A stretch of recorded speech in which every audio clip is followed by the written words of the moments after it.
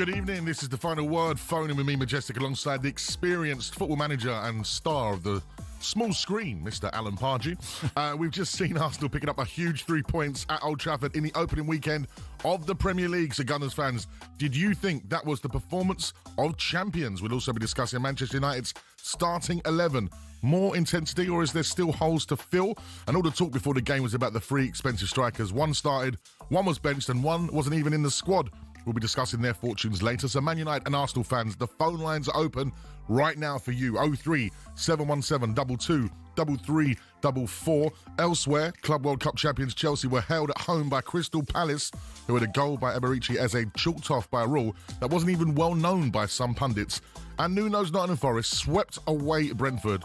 Welcome to the Premier League party, Keith Andrews. And remember, we are now live on YouTube and on your smart TV in glorious HD. So come see our superb new studio. And you can also have your opinions on 03 717 22 3344. That's 03 717 22 3344. That's also for your WhatsApp messages and WhatsApp voice notes that we're going to be asking for later on. The Premier League is back. It's Sunday. It's Madge and Pards. This is talkSPORT. And I thought he'd be wearing sunglasses indoors now. He's an actor. He's famous on the silver screen, Mr. Pardew. Yeah, I know the ads come out this week. Do you like them? I absolutely love them. So I don't know whether or not it's like a clever ploy by the advertising campaign. But like you went viral in the week of playing table tennis with Tony Pulis. One of the greatest game of table tennis, was it?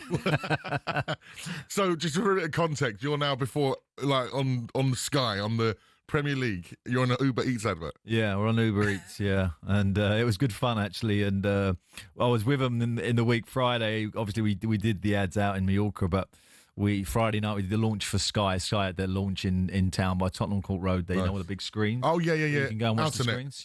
Yeah, it's a good place. Great venue.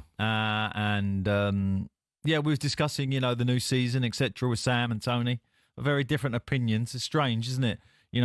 Managers were all different opinions, like everybody else. But just like the old days, 1-0 to the Arsenal. Today, yeah, they played well. Arsenal, it was kind of a bit more open than I was expecting. I thought it might be a more tighter affair. The Arsenal be a bit more kind of strategic, but it was open end to end. Anything could have happened. Do you know what? It's going to be a strange thing to say because Man United have lost, but there's so many positives to come away from that today. Yeah, and Arsenal, it wasn't vintage Arsenal, so to speak, but again. They just showed they can go to Old Trafford, get the win, be tight. They've still got an incredible defensive line. Thought the keeper was fantastic again today. So lots of positives for Arsenal as well. I wonder what Arsenal fans thought of Gyökeres as well. He got subbed. He got he had a poor start, but he missed half pre-season and he looked like it. He looked a bit rusty to me. And earlier on, of course, Chelsea and 0-0 with Crystal Palace. Eze, who was the speculation, of course, with his future at Crystal Palace, turns up, scores a free kick, but it's penciled off. Chalked off. Poor old Palace, can't seem to get a break, can it, at the moment? Chucked out of Europe. They've got to play 2 conference games, in this month, which is going to really stretch them when they should be straight into the Europa League. So that went against them. And then today, it was a bit harsh, that penalty, to be pulled up by VAR. No one's appealed. No one's seen anything wrong when VAR have gone on a technicality. I think that's a bit of a blow, really. And then the earlier game, Nottingham Forest 3, Brentford 1. A couple of things there, of course. One, Brentford life after Thomas Frank and Buemo, the captain as well. It's like wow. It's a lot of goals to take out the team. Yeah, I think that's something like 30, 40 goals that they had in last campaign, and every goal in the Premier League is like gold dust. You can't afford to start a season with that kind of, stat against you. So he's got a lot of work to do. And as old managers, as I say, having a beer in the week, we feel for Keith. But none of us would like to be in his position. He's coming in a very difficult position. Yeah. But that being said, Nottingham Forest, I thought this weekend, the football I've watched, and I've enjoyed a lot of football this weekend, played some great stuff. They were it was a lot of counter-attacking last year. They seem to be on the front foot today. Obviously, it's going to be a bit easier against Brentford, especially at home. First impressions they've just picked up where they left off last year. Chris Wood with 2 goals. Chris Wood with 2 goals. So he's and they've got that focal point at the top of the pitch. They've got a great energy in midfield. Anderson looks like he could go to the World Cup to me. Straight away. He's his big thing in the paper about him today. And Newcastle never wanted to get rid of him, and he's just like grown into that Forest shirt. Absolutely, and, they look a real handful again. And I tell you what, as a football manager, you'll be looking at the gaffer, the chairman, the way his stance was with Morgan Gibbs-White's shown intention. What they intend to do, Nottingham Forest. It's not, we're going to get into Europe 1 year and that's it. We're staying. I'm going to keep as many of my best players as possible and give them new deals. I think it was a bit harsh to do that video where he's got his arm up his back. The owner. That's got the boys at the bar sort of saying, "You say it, we're great." I love it. Yeah, it was good. But a big signing. I mean, if you're a Nottingham Forest fan, you're absolutely delighted that he stayed and as you say, they've kicked off really well today. Tell you what, Roy Keane's had a good holiday. He's got a good tan in it. We're watching the screens in it. Looks good. 03 717 223344. The Premier League is back. Of course, we'll be talking about the EFL and the Championship during the show as well. But let's go straight to the phone lines on 03 717 223344. George is a Man United fan. He joins the final word. Good evening, George. Hi, good evening. A lot of positives to take from that today, I thought, as a Man United fan, George. Yeah, I absolutely agree. I mean, compared to all the rubbish we played last year, today I was very impressed with the pressing, with the forward thinking, and very impressed with Mount as well. And Bueno and Cunha blended in very well. It's just unfortunate that the end product wasn't there. But, Arsenal did their homework. We really need a goalkeeper. It's pretty logic. You put pressure on the keeper, and this guy is prone to this one and Onana. Both of them are prone to mistakes. And that's exactly what happened. He should have shoved that Arsenal player away and he would have got the decision, no doubt, by pushing him away. Or otherwise, you fist the ball away. You don't flap at it. No, for me, George, you should have fisted it. For me, as soon as I saw that PSG were parting company with Donnarumma, I was like, a Premier League club, even as a Spurs fan, I'm not sold on Vicario at set pieces and stuff. You know, you're thinking, Donnarumma, go get him. Well, you know, this set plays, Arsenal, obviously a very, very strong set play. Probably one of the best in the league, Arsenal. Yeah, and it's their first corner, and you've conceded from it, from the goalie not being strong enough. There's no doubt about that, you know, and it's a massive problem when you're trying to defend set pieces. If your goal is going to be bullied or he's not going to be, let's put it on the front foot in terms of dealing with situations, because it takes so much pressure off the centre halves. And that was a clear case of the goalkeeper not taking command, a centre half struggling, battling with opposing centre halves, and then the ball just bobbling around and bang, it's in the back of the net. It's a poor goal. Right? Once he's in, he'll be another Van der Sar or another Schmeichel. He's tall, he's agile. He was voted best keeper in the world last year. I don't know why they just didn't go and buy him last week, because he's not going to play for PSG again. No, that absolutely. He's going to end up somewhere in Europe. Yeah, it sounds to me like there's a deal done. I'm not sure where the deal's done, but it sounds to me like a deal is done. You know, when a big goalie like that is moving, that, for me, there's probably been a lot of talk in the background, and I would expect that deal to go to one of the bigger clubs. Yeah, great call. Thank you very much, George. A Man United fan. Lots of positives to take from their performance today, but of course they did lose. Can I just say, right, just going on Man United just for a second, right? Yeah. I think the biggest bonus today was that number 10 shirt and Cunha, who looked like it was big enough. Yeah. Do you know what I mean? So many Man United players last year were wearing shirts, famous shirts, and I thought to myself, not sure that really represents the players who have adorned it before. Agreed. But he looked like a Man United number 10. The way he ran away from Rice for 60 metres there with power as well was like really impressive. And I thought, you know, as a sort of independent kind of look at that Man United team, that was the highlight for me of the game, actually, his performance. Absolutely. 03717 223344. Let's head over to Rob. He's an Arsenal fan. He joins us on the final word. Good evening, Rob. Hey, Madge. Hey, Pards. How you doing? Great show as always. Absolutely love the show. Thank you, bud. You know what? The Premier League's back. Exciting weekend. And for your boys, at least Old Trafford, never easy to go to. A 1-0 to the Arsenal. Old school. No, well, from my point of view, positives, 3 points. Tough place to go, I think, beginning of the season. Agreed. Important not to lose. I think, or draw, you can get those 3 points on the board. But I'm so frustrated, guys. I really am. Is it me, or do Arsenal now just look like Stoke under Tony Pulis? Literally, every time the ball goes out of play, it takes about 2 or 3 minutes to get the ball in play again. And Pards, I guess I want to come to you on this. Why is it that they're taking so long? And honestly, we are so laborious, so slow. The creativity, I think, is massively lacking. I was just really, really underwhelmed by the performance today. I think if United had taken their chances, I think we would have got well and truly beaten, because we are so boring and predictable. It's just frustrating to watch, Paz, as I said. Yeah. Why are they taking 2-3 minutes to take those set pieces? Well, let me tell you what's happened here, because under Arsene Wenger, when you used to come up against that Arsenal team, nothing was set up. There was no set play that was rigid. It was all off the cuff. There was short free kicks. There was people coming. And as an opposing manager, of course, you don't know what they're going to do. There's like a real mystery to it. And of course, you know, by doing that, they keep possession in your last third. This Arsenal team very much planned set plays, long throws today, all the set plays, as you say, really taking their time, positional play, all waiting for first movement, like the free. You see the two centre backs and the striker go really wide, then they end up through the middle. So what that does, Rob, of course, it takes momentum out of the team when you set up a team like that, and that's exactly your point. And sometimes it's going to get very, very frustrating. But, you know, like today, the defence of that would be 1-0 and a set play goal. There is the plus side to it, isn't it? I get that as well. It's a really important 3 points. It'd be lovely to see. I mean, you mentioned yourself, Pards. I mean, Cunha just completely free-flowing. Every time we got the ball, you know, I'm sure the crowd was up, and it'd just be nice to see us do that this year with the players that we signed as well. Yeah, and absolutely. The thing is, Rob, especially going back a couple of years ago, I think that season after you'd finished outside of the Champions League places and ended up getting second, like, I don't think a lot of teams were ready for what Arsenal had in the locker with Saka, etc. And, you know, Odegaard, the link-up play was unreal. there was a period of time, and I'm a Spurs fan, I can admit it, Arsenal played the best football in the league. So I can understand the frustration, Rob, but it just feels like, and I give Arteta the credit for this because it feels like he's matured as a manager. He isn't so like emotionally frustrated at times, and he can go to an Old Trafford, first day of the season, a lot of expectations on them. They've spent a lot of money. They're looking for a win. They played really well today, United. He's gone up there. He's got the job done. He goes back to London with 3 points. No, certainly not. Yeah.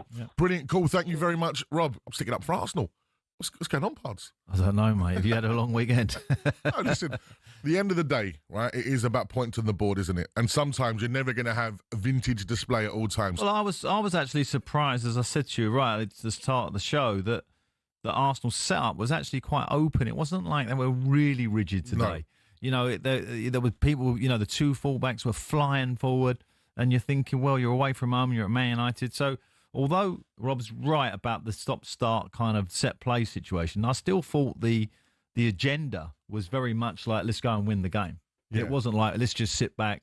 You know, if we win it, we win it. I just think with the centre-half pairing that Arsenal have, which is arguably one of the best in Europe, that they have the ability to go, you can have the ball. We can be open in this space here. And then when you've got Cunha running Rice, you know, for 60 minutes. But there was 3 times in the first half that Arsenal were actually 2-on-2 at the back. Now, you can only do that if your centre-backs are really mobile, right, and physical, which they are. Yeah, absolutely. Yeah. Arsenal fans, great win for your side, performance of champions. And were you happy with your new star striker? We've not really spoke about Gyökeres yet. We will do. And Man United supporters, what did you make of starting 11, including not playing your new signing Šeško from the off? 03717 223344 is the number to call right now to the final word phone in here on talkSPORT.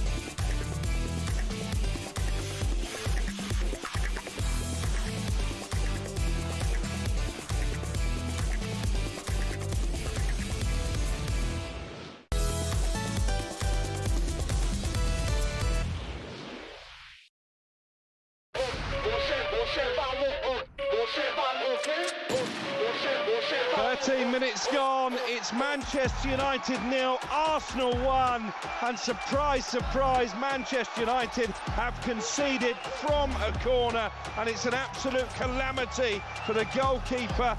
I prefer today, remember, to Andre Onana, to corner that's been whipped in from the left-hand side. It should be a routine catch for the goalkeeper, and he's basically pushed it into his own net.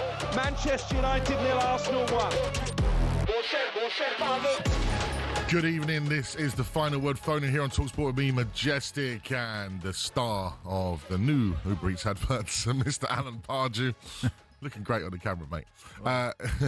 03717 223344 is the number to call us, of course. This is the show where you can voice your opinion to the world on the weekend's football, of course, as well.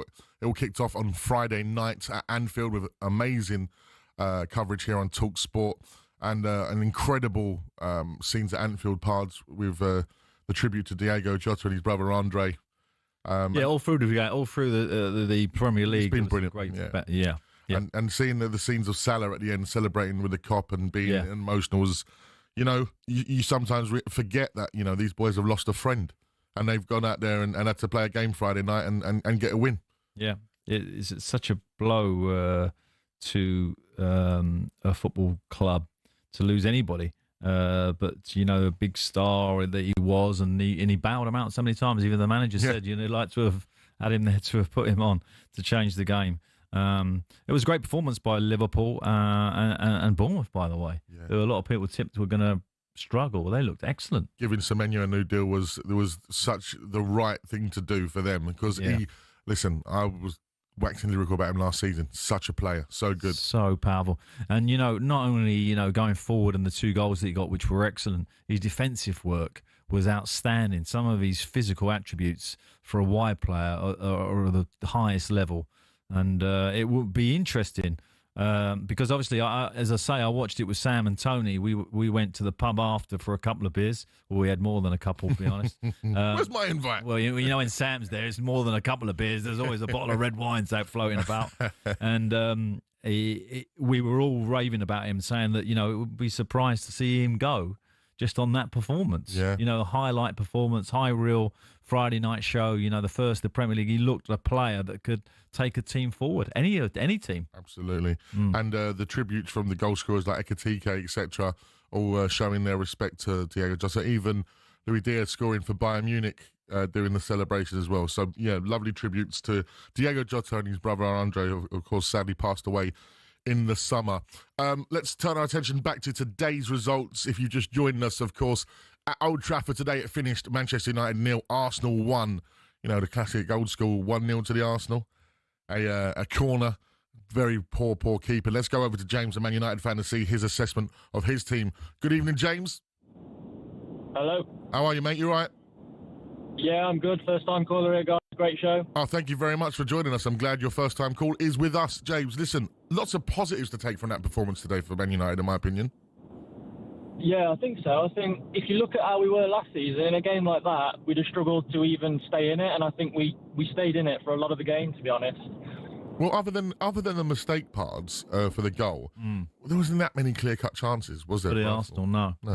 And Man United had 3 or 4 situations where the ball could have just fell for them, and it didn't. There was Arsenal bodies that was sort of bobbling around on that, around the penalty spot 2 or 3 times, and bodies were on the floor, but nothing broke for them. So it was a bit unlucky, but definitely, you'd have to say that was a game that kind of would bring you positivity if you're a Man United fan. It was a lot better, a lot stronger, and the bench, Manu coming on for Casemiro, Ahmed coming on for Doku, Mount and Sesko could be a swap.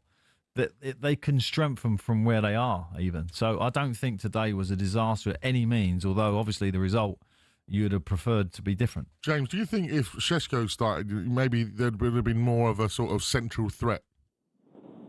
Yeah, I think I was surprised to see that Sesko didn't start because you looked at when he came on, we got a couple of balls into the box and he got on the end of them, but he didn't get a good connection. So I think if we'd have got him on sooner, he'd have been able to cause more of a threat. But I think the biggest the biggest gap we still have is in the centre of the park. You could see Ugarte came on late in the game, and there was some rash decision-making there. So I think all we need to do now is strengthen up in the centre of the park. And who's that player for you, James? Is there anyone you can think of?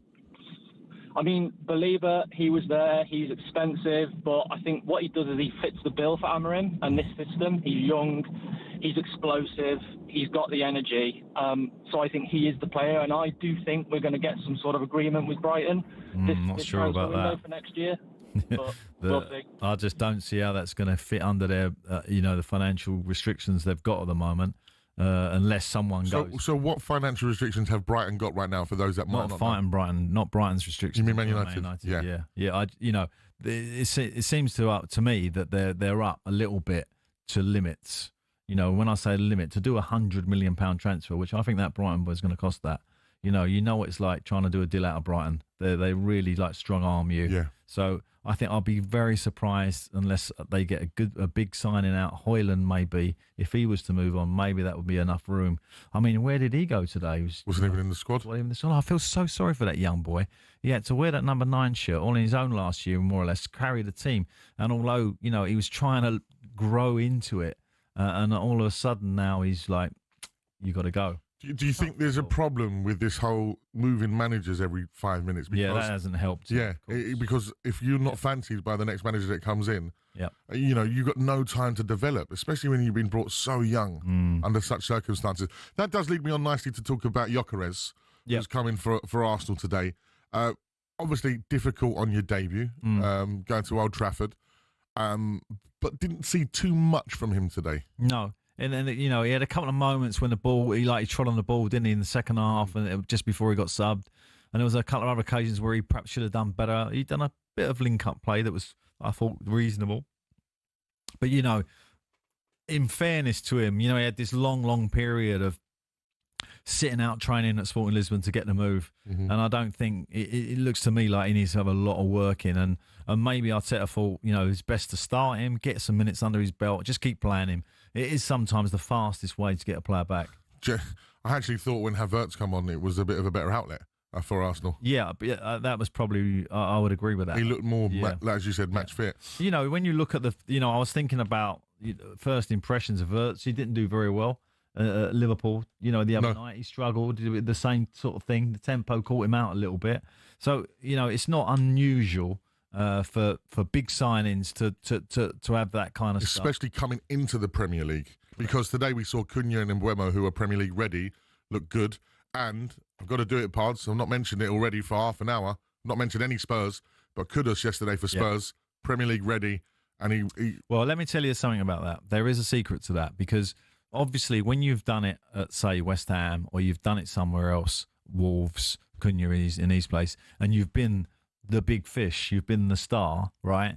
And you've got that super uber confidence that you can play in the Premier League. Sesko and Wirtz and all those have not. They haven't got that confidence yet. They've got the confidence of playing in the Bundesliga or wherever, Sporting Lisbon, League One, or whatever it is he's come from in Portugal. But you need that uber confidence that you're the man in the Premier League. And as you say, when you buy those kind of players, you are buying a sort of guaranteed product. Yeah.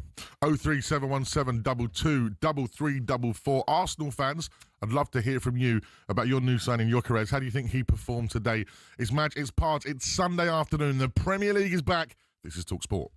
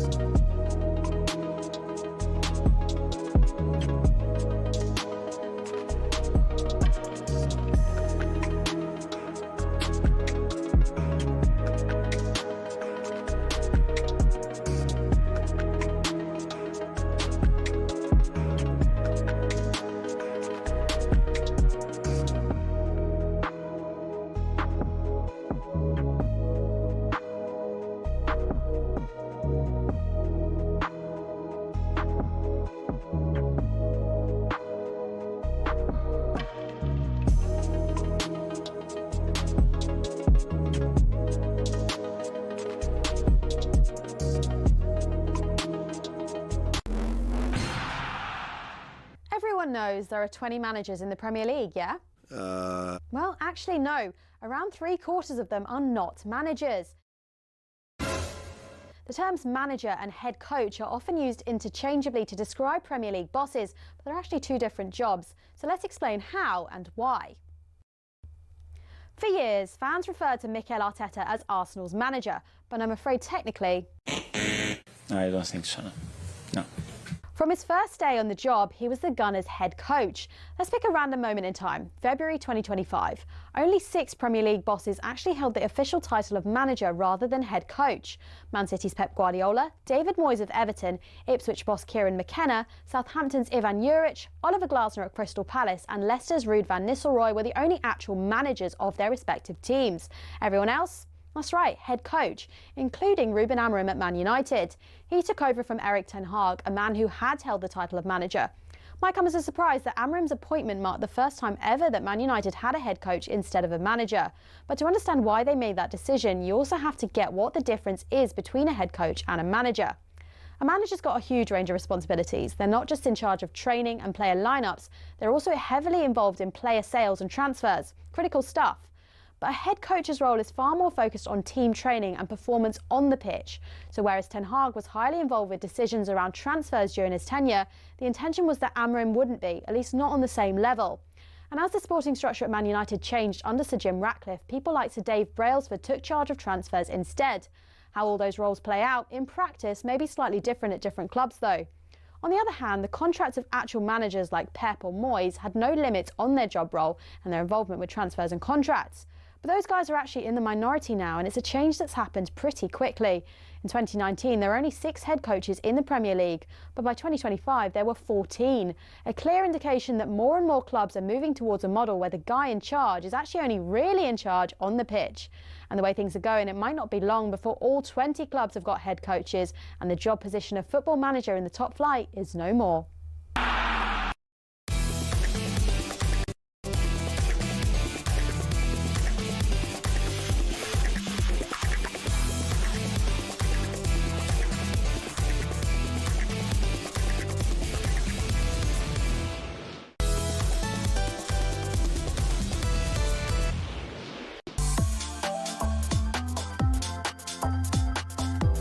Did the theme tune play for a little? People love this theme tune, you know. I get a lot of messages saying, Madge, what is this tune? Did you put this together? No, I didn't. I should do a vocal version. Should I do a vocal version? Yeah, go on. We'll get one done. This is the final word with Majestic alongside the former Crystal Palace gaffer and future BAFTA award winner, Alan Pardew. Title contenders Arsenal picked up a huge victory at Old Trafford in the first game of the season. Is it finally time to be the bride? Is it time for them to walk down the aisle with the Premier League trophy aloft, saying we are the champions yet again? And Man United fans, are you still worried about square pegs in round holes? And would you have started Benjamin Sesko? Finals are open 03 717 22 33 4 to give your views. Elsewhere, Crystal Palace picks up a point against Chelsea, but Eberici Eze had a goal harshly chalked out. And Nuno's Nottingham Forest swept away Brentford. Are they going to be this season's dark horses? You can't be dark horses again. No, you can't be dark horses. Because we know you're just a horse. Yeah. And you're racing. Yeah. Remember, we're now live on YouTube and smart TV, so you can watch us in glorious HD. But for now, it's for you, your opinions to the nation. 03 717 22 33 4 to air your views on the final word phone in on talkSPORT. That's right, the phone lines are open for everyone. But at the moment, we are talking to Man United and Arsenal fans off the back of that Old Trafford 1-0 to the Arsenal. So let's go to Dave, who's a Man United fan, to see how he felt his team fared today. Good afternoon, Dave. Good evening, lads. How are you doing? Yeah, not so bad. I thought there's a lot of positives to take from that Man United performance. Yeah. I'm just going to say that I'm going to get rid of the positives and then I'm going right to the negatives. Right, come, Dave. Let's go. I'm ready for you. Yeah, Cunha and Bumo, fantastic. They're going to be all right. Yeah. Now let's get to the negatives. Same old deja vu rubbish, just a different season. That's all it is. I'll tell you something now. Manchester United, when they were offered 120 million for Bruno Fernandes, they should have snatched the Saudi Arabia's hands off. They should have snatched him. We could have be getting Believer in now, and perhaps another, like a goalkeeper, because that clowning goal today, he belongs in the circus, he does. He's an absolute clown, just like an Arne. We need a good goalkeeper. Donnarumma? we need a decent midfielder. But Bruno Fernandes is just a good pawn in a pawn chess in a poor chess set. That's all he is. I mean, his stats. I mean, you know what's really weird about that Bruno situation is, look, I think it was 18 goals, 16 assists or something last year in the Premier League. Was outstanding in terms of the team, the performance of the team, and yet it seems like he needs to play where Cunha plays. They've dropped him one. They've dropped him back one. It doesn't. I can't see him playing there all season personally. No. Trouble is though, we're getting nothing from it. We're not winning stuff. Yeah. Okay, like I just said, Bruno is a good player in a poor outfit. I don't know whether it's Ruben Amorim's setup. I don't know, but you know, I thought Sesko. I was very disappointed Sesko didn't play from the start. Too. Very disappointed because I think his hold-up play could have helped Cunha and Mbeumo. But I thought Cunha, when he come deep, was outstanding. When he come deep, Cunha. Yeah. I thought he was dangerous, and Mbeumo, he's a class act. I just think we need this midfield signing. We need either Belieber or Wharton from Palace, another good player. I know you guys are looking at Wharton, yeah. And another good players, but we're desperate for a goalkeeper as well. You know, like because since we're on a little bit of a negative, talk to me about your back three. Are you happy with that today? Them three? Do you know something? I thought Yoro and De Ligt were all right. I thought De Ligt looked stronger than he did last year. I agree with that. I thought he played well. He fought some good challenging. Lenny Yoro looks comfortable on the ball, but today we were like knocking at the door all the time, knock, and that there was no end product. You know, at the end of the day, we had a couple of shots on goal, but it was just like last season. Like, you know, in the past, Manchester United, they've peppered goals and we scored goals, but there just doesn't seem that end product for us. But that's why we're looking at the manager thinking, hang about, why have you not started Sesko? You brought him in for that reason. But everybody says, Madge, right? Everybody's talked to the stats of Man United saying they just need to score more goals, right? I still maintain, right, that the back, they're not good enough. I really do. I don't think the back three, I don't think the defenders he's got. Well, the first problem is the goalkeeping area. But you can't leave. Euro, you can, right? You could probably leave Euro because he's got the pace to deal with like one-on-one situations. But you can't leave De Ligt on his own. And I don't think you can leave Shaw on his own as a centre back. You can't because you get bullied by some of these big guys. So I worry about them at the back. And in the midfield central area, Casemiro and Fernandes today, you got Manu sitting on the bench. I don't know where his form is, but I personally would have Manu in the team. I'd love to see him get a little run. I'm a really big fan of his. So there are options for him. But the Sesko Mount decision today, even though I thought Mount did okay, actually, again, we're looking at a strange choice. So Dave there would have sold Bruno Fernandes to Saudi for the 120 million. Let's go to John, who's a Man United fan, see if he agrees. Good evening, John. You all right, mate? Yeah, not bad, boys. I totally agree with everything that caller's just said. I mean, I'd have snapped the Saudis' hand off for Bruno. I thought he was poor. It smells last season. I thought, like Alan said, he did, pull us out the hat a couple of times, but his generally play was poor. And I thought today he was shocking. I questioned the match a little bit. I was at the game and I'm sat with a load of guys in the bar before, and everyone's shaking their head at that lineup, that starting lineup. Yeah. What would you change today, John, for that starting lineup? Well, you're playing Arsenal, right, who are knocking on the door. They've just bought Jokeray, so they're obviously going to be contenders. You start with your strongest team. I mean, in what the top tier of managers don't leave your best out right now. For me, Mount is average at best. I thought he did okay, but you just brought in Sesko and you're leaving him on the bench. Amorim seems to have a real liking for Mount, doesn't he? Yeah, but hold on a minute. I want to just say something about Sesko, right? So you have Sesko on the pitch. What is he, 6'4"? 6'5". 6'5", right? So just think about that set play. Where's Sesko? Right? He's in the middle of that 6-yard box, probably heading it out. Yeah. That's what you got to remember about having a big striker as well. When they come back for set plays, it makes you so much more solid. Now, you have that with Andy Carroll? Yeah, of course. Andy Carroll would just head everything out, shoulder Romeo with everything out. Really? That's what you got to have that. Bobby Zamora would come back and head it out, not often, but on occasion. But the point being that they were weaker at set plays without him on the pitch. First and foremost, one of Arsenal's strengths. So even at that level, it might have been worth starting him.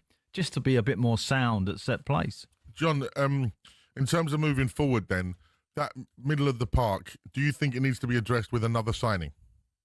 Yeah, I think we need a midfielder. To be honest, it doesn't matter who we buy. If you're going to keep playing Bruno and moving the team around Bruno, we're not going to advance. I mean, what does Kobe Mainoo have to do to get in the squad? Well, that's for me a myth because he was in such good form when he first broke into the team, and I almost feel like he's lost his confidence a little bit. I don't know. I mean, and Ahmed. I mean, I'm a big fan of Ahmed as well, and Ahmed and Mainoo, for me, should be playing. Like, let's grow these two young Man United players. The Casemiro one, you can tell I don't get it. I don't get it. It's surely got to be based on sort of experience. How was that like dealing with a player like a Casemiro, who we know has been unbelievable in his career, definitely sort of not got the legs that he used to, on a lot of money at the football club? Is there pressure to play them? Well, I mean, I speak alongside a lot of other managers and say the hardest part of a Premier League manager's career is probably having an ageing player as at the end of his career who's just starting to go a bit, because you have a massive respect for them. They've won more than you as the manager. They've done more than you could argue. Right? And they'll probably tell you that. And they would tell you that, if they needed to. They don't. They're a bit more respectful than that. But point being, it's very, very difficult. Some of them can accept it quite readily. They'll go, yeah, I'm quite happy, Gaffer. Teddy Sheringham was a bit like that when I had him at West Ham. Yeah, look, Gaffer, don't play me Saturday. Let me come on at the end, like when it all slows down a bit. He'd be honest like that. But some senior players just don't get it. Now, obviously, I don't know Casemiro. I don't know where he's at. But he looks a winner. He looks a winner. He doesn't look the type to sort of throw his toys out the pram to me. So I wouldn't be mind betting that he wouldn't, he'd be quite agreed to sort of share it with Mainoo.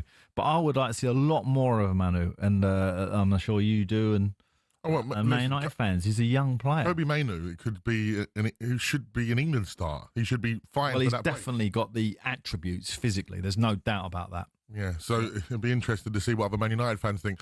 I'd like to hear from Man United fans as well, because we've had two callers, Dave and John there. Both of them have thrown your captain straight away under the bus. And it happened a little bit last year, didn't you? Because we had a lot of Tottenham and Arsenal games last year. Yeah. And Fernand's got a lot of mentions. Tottenham, Man United games? Yes, yeah. Man United and Spurs last year. You said Arsenal. I beg your pardon. Sorry. And we heard his name mentioned more than one occasion about being a problem in the team. Now, this guy, looking at his stats. Guy has stayed at Man United for the love of the football club. Yep. Arguably been very loyal there, even though the money's come in. And he's the spokesman now for the playing side, isn't he? He's always sort of put out to, He's the captain. Yeah. He's the captain. He's an experienced player. He's been there a long time. He's seen different managers come and go. The manager is Portuguese. He's Portuguese. So they've got a great relationship. Good synergy pretty sure there. About that, yeah. 03717 223344. Is Bruno Fernandes being unfairly criticised this afternoon? Or do you agree? You think he should have went to Saudi Arabia in the summer, and right now you might be looking at a bit of a different midfield partnership? 03717 223344. And Arsenal fans, what did you make of Gyökeres today? I'd like to hear from you. It is the Final Word phone-in on talkSPORT.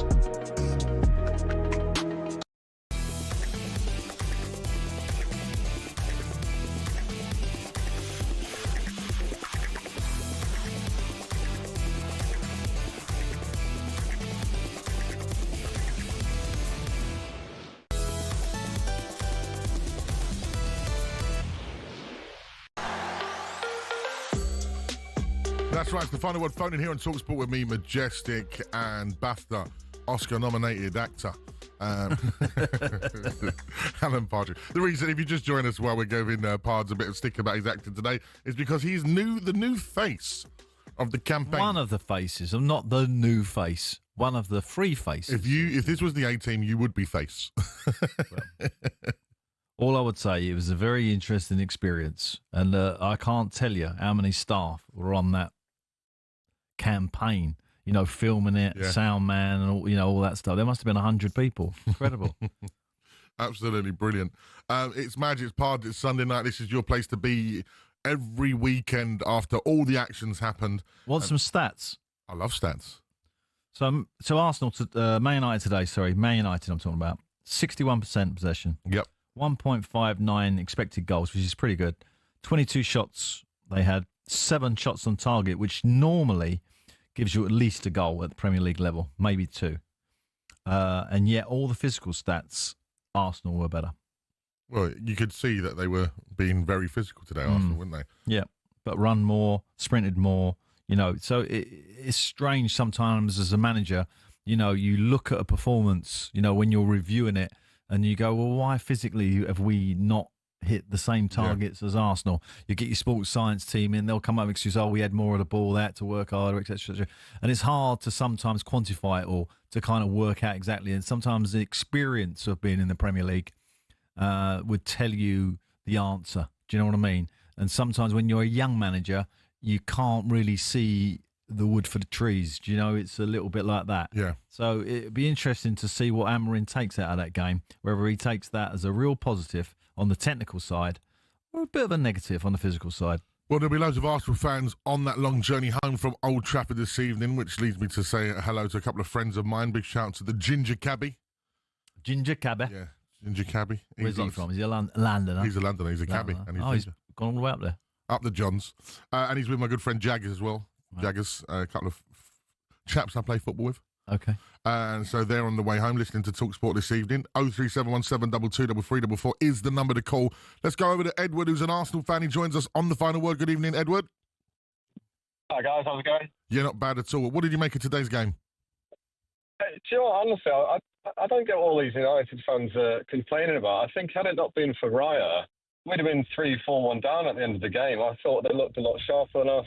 They were quick to every first ball, quick to every second ball. I thought Dorgo actually had quite a good game. And comparatively, I just thought we looked a bit tired, to be honest. There was quite a few times where 2 of the players... Oh, have we lost Edward? Oh, he's back. Edward, you there, mate? Oh, no, I think we lost Edward. We'll go back to... if we've got Edward back, do let us know. 03717 22... Edward was an Arsenal fan, 3344, yeah. Edward's an Arsenal fan. We got Edward back. You there, mate? Oh, yeah, sorry, can you hear me? Yeah, we lost you there. But you're back. Oh, nice one, yeah. No, I was just saying I thought Man United looked quite sharp. The first every ball, every second ball of the first two. And, yeah, I don't know, I think Arsenal, we looked, communication seemed off. Like, there was a lot of times where they would go for the ball or go for a block between 2 of them, and then they'd stop.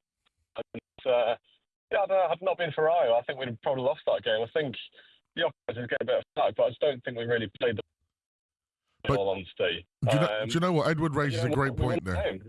Edward raises a great point there because he mentioned Raya, right? Who for me is one of the best keepers in the league, yeah? And that piece of that puzzle to win a title is so important. You look at all the big teams that win leagues, the number one. Massive. Yeah, right? Man United, that's a problem for them, in my opinion, and we identified it ages ago. Yeah, but I don't think we're talking about Man United winning the league this year, are we? No, but we're talking... This is a year of consolidation for them. But what I'm saying is that result today might have been different if the goalkeeper was different. So, for example, you look at Arsenal's components. Goalkeeper, top centre-halves. Midfield looks fantastic. Gyökeres is supposed to be the missing link, isn't he? Yeah? This is how close they are to winning the title. Whereas Manchester United, we're looking at... 10 points short last year. But the closest they've been is 2 points, right? And that is without probably, in my opinion, a top-line striker. So they've got the top-line striker. Now they've got to do the job. They've done part of the job today. They've gone to Man United. It's not going to be easy to go to Man United, by the way, from what I've seen of Man United today. So they've got 3 points, which is an absolute brilliant result for them. And, okay, Edward was moaning a little bit about this and that, But just sometimes, first game, get out of the way, get 3 points under the bags, massive, and then you can build on it. There was a few things with Arsenal today. Saka was a bit quiet. You know, it was like there wasn't. Odegaard was quiet. They weren't brilliant today, but they've done the job. Well, next week they host Leeds. But you're right in what you're saying. Sorry, I just want to end up. And you're right. The components of their team, the goal in the two centre-halves was probably the reason they won the game. And sometimes in football, you've got to go and win in another way. And that's Correct. what champions do. Correct.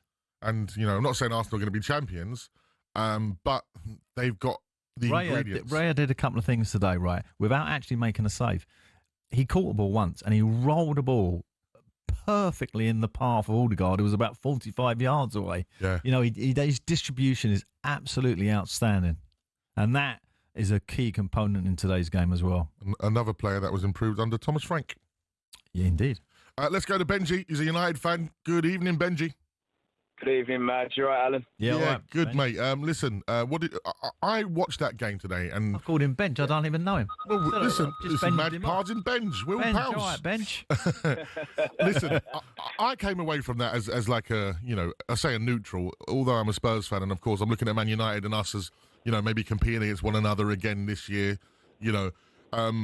But you guys are awful, but carry on, I'm listening. I don't know, but you clearly didn't Well done, see Benji. yesterday. You're the only one who listens to him. Well done, mate. No, but Benj, listen, I thought there was a lot of positives there for Man United. I thought that you stretched the pitch a lot better than you had previous seasons. I think, like you said, Cunha looked like that shirt fit beautifully for him. He was up for the challenges. He was up for, you know, the one-on-ones, the 50-50s as well he went into. I just think, as we just said there, Benj, I think there's a few components that you're missing. Yeah, 100%, mate. It's been a long journey for us as well. I got my little 6-year-old in the back, so it would have been lovely to come away with a win. But I agree with you, mate. I think there were a number of positives. You just touched on goalkeepers there. If we had a better quality goalkeeper, I think that game's at least 0-0. So, you know, I think there's a lot of positives. I would say I'm certainly Amorim out, if I'm totally honest. And I've met the guy a few times. I think he's a lovely guy, but I'm sort of Amorim out. I think he should have gone at the end of last season. I think it was criminal to end the season in the way that we did and for him to survive. We've had arguably better, more well-decorated managers that lost their jobs after winning things. So I certainly think he should have gone. But in terms of Bruno and some of the callers that I've heard, you know, this evening, get off his back. Absolutely get off his back. We've had some arguably world-class players over the last few years, Pogba, Cristiano Ronaldo, to name a few, who just clearly did not want to be at the club, were very vocal about the problems at the club, the training ground Ronaldo ripped apart, the management. We've got someone in Bruno that across a number of metrics is up there as a top player. And I think, you know, you spoke about stats earlier. I'm certain if you looked at Bruno's stats consistently over the terrible last couple of years that we've had, Bruno would be up there. So short of just, you know, talking emotionally and him losing the ball, like everything comes through him. So statistically, he's going to make more mistakes. Statistically, he's going to be run ragged because he's the heartbeat of the team ultimately. So, you know, I don't think we've got a team or a squad or even a manager where we could be getting on Bruno's backs, you know, specifically at the minute. So I'm definitely a big Bruno fan. Yeah, I just want to touch on that a little bit because, right, the way you play, the way you set up with Amorim is no wide players as such, right? The wing backs give you the width. You play with 2 number 10s. Now, he's just bought 2 number 10s in Cunha and Mbuba, whose name I can never quite... Mbuemo. And you've obviously got the striker. This is the problem, I think, for Fernandes. He has to be one of those sitting midfield players, right? So if you're going to play Fernandes there, which is going to take away some of his stats, some of his goals and assists, for sure, because he's going to have to do more donkey work, you're going to have to get a really great pair of defensive legs around him. 100%. And I think when they go away from home, there's going to be a bit of a problem there. And Fernandes will either have to come into a number 10 role and shift it around a little bit. I don't know. But that's where I see a little bit of a problem for Amorim. Do you think Mbuemo's been brought in as a 10? I thought he'd been brought in as like a right sort of attacking forward. He doesn't play like that, Amorim. He plays with 2 number 10, the same as what Crystal Palace do. They go wide from that number 10, like the way as they goes to the left. Yeah. So they start as number 10s, but one will drift out wide, etc., etc. So they do have some mobility in that. But the problem being is Fernandes has always had that kind of role at Man United. He's always been the number 10. And now suddenly he's not. He's back one. And I don't think it suits him personally. No. And I don't think he does enough work to do that. Well, that's what I'm saying. He's going to have to, Manu has probably got the legs to do it. Has he got the experience, the reading of the breakaway? Has he got that, which Casemiro obviously has? He's had it for years. So, Amorim's got a bit of a problem in the setup of the team. Absolutely. In that midfield, I think. Still to come on the show, we will be talking about Nuno's Nottingham Forest. A great day for them as they beat Brentford 3-1. And, of course, we will refer to them as Nottingham Forest during the show, Pards. I've not mentioned those words. I'm always Nottingham Forest these days after being corrected many times. And, of course, Chelsea, Palace, a 0-0 draw there with the... Robbed again. The Club World Cup champions, Chelsea. We'll talk about that strange rule. There was also, I was at Spurs yesterday, there was a... now with the goalkeepers, if they hold on to the ball for longer than 8 seconds, you get a corner. At your game, Spurs, yeah, right? Spurs. And I was like, I didn't know what happened. New rule this year, that one. A lot of new rules. Why have we not been told about all the new rules? And then you know, there's always a referee who's going to give that rule. As a management, we would always say, watch out, because that rule is definitely coming in first game. Do you know what they should have done? But before the 3 o'clock kickoff, 5-3, the referee should have stood in the centre circle at every game and went, here are the new rules. Yeah, that would be. I like that. Is that your idea? It's my idea. Yeah, I like that. Because then Before the start of season. We will now talk you through Rule 28/7. Listen, it's... Get Sam to do it. He likes rules, doesn't he? Which Sam? Our Sam. Sam Outface? Yes. Yeah. We should have got him to do it. 03717 223344. It's so good to have the Premier League back, and it's so good to be with you guys. If you are watching us in glorious HD, then you obviously can see me pointing to you guys how much we love you. If you are listening, of course, then feel the love through the audio frequencies that I'm sending to you. It's Madge, it's Parts, it's Sunday night. The Premier League is back, and we've still got one more game to come tomorrow as Leeds take on Everton, and it will be live on talkSPORT. This is Madge and Parts.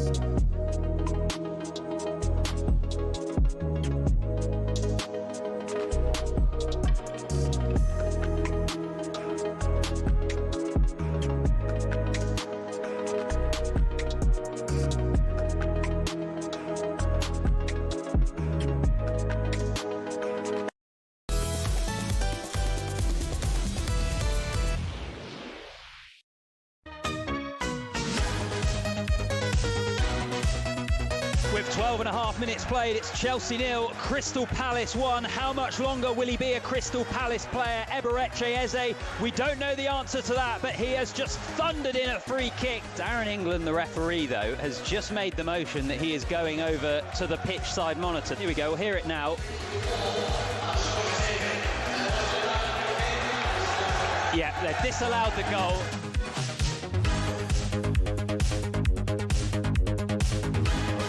Matt, are you going to talk or what? No, I'm not talking. Well, explain to me why you ain't talking. Oh, I want to move, mate. I want to move to the breakfast show. I'm not going to talk. Well, I'm on strike. I want the breakfast show. Let me make it very, very clear to you. You're under contract for this show, right? So? And you're very much part of this team, and you need to get your finger out and get your head on and work here. I refuse to do it. Oh. Listen, if footballers can do it, radio presenters can do it too. I'm in solidarity with my producer nearly fainted. Our producer nearly fainted. I think he's alive. He's all right. He's all right. We're just giving a real-life reference to how some players are currently treating their football clubs, and it's not on, Pards. It's not on. It's not on. We don't approve of it at all. Those poor Geordies not seeing Isaac in the team. Where's Wissa as well for Brentford?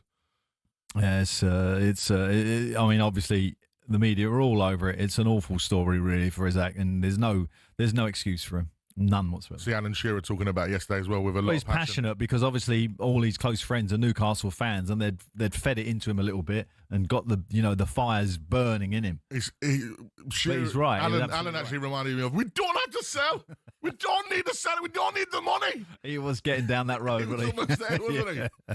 And he's even going to Wayne Rooney. He's like, you didn't do that for United. You turned up. Yeah. You put a transfer request in. But that brings us nicely to doff our cap and show our respect to Eberechi Eze. And Gahey. And anyone who's under the spotlight at the moment for potential moves, right? You know, if we're led to believe sources, right? Apparently Eze's already agreed personal terms with Spurs. That's what people are reporting, right? And it's club to club now. Turned up today. Smashed it. Smashed a free kick in. And unfortunately for him, it wasn't a goal. No.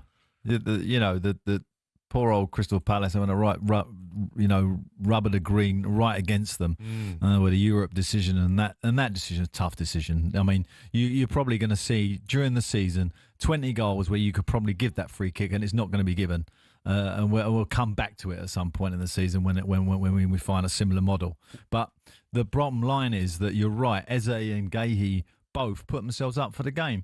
And you got to admire that. And I think players who are on the verge of a move where they could get injured, I always, there is speculation.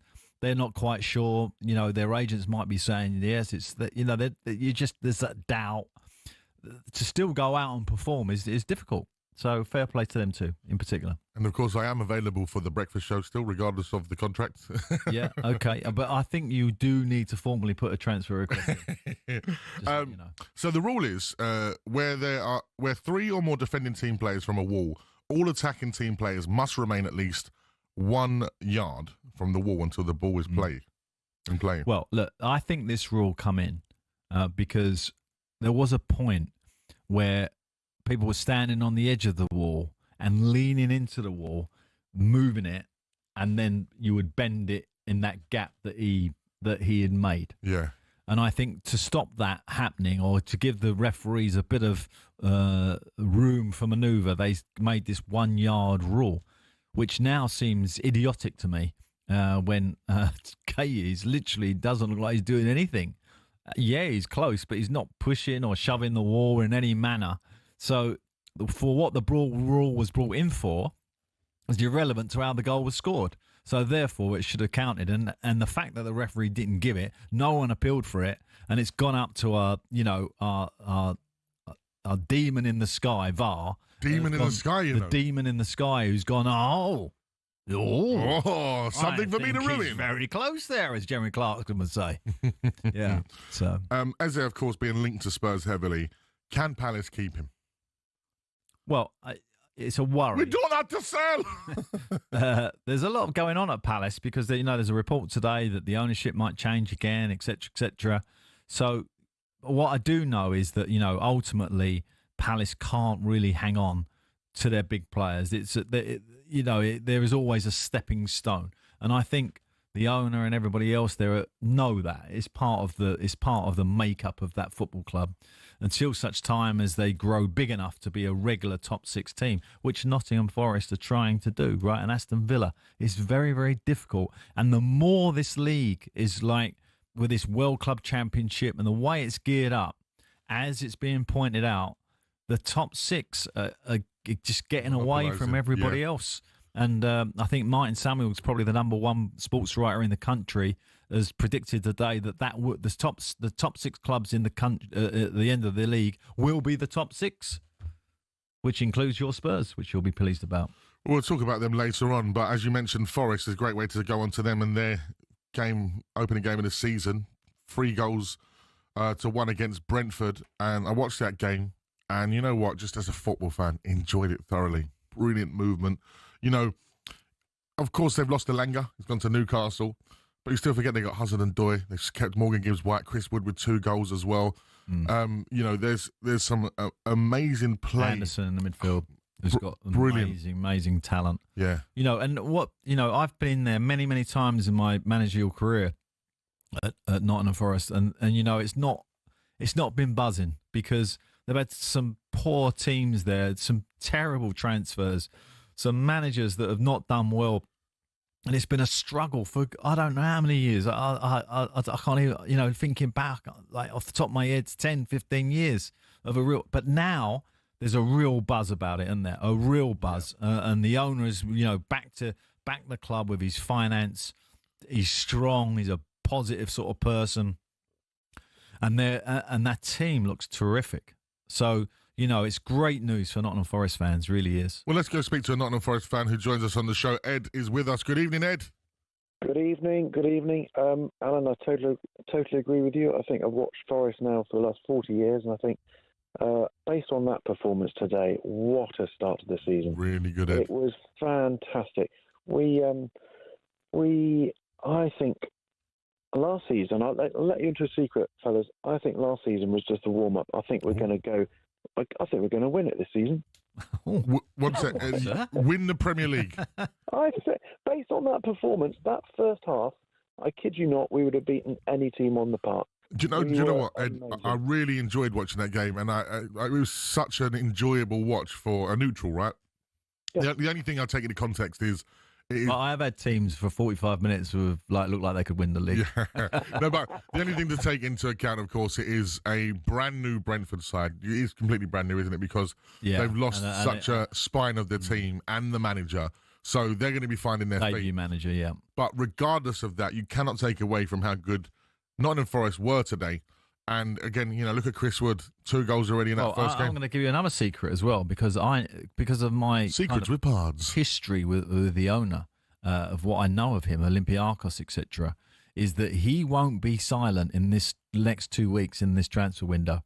Bet your life, Nottingham Forest is going to be busy again. Yeah, and you know because he's been in football so long, he has so many contacts, and he's always brought top players to Olympiacos.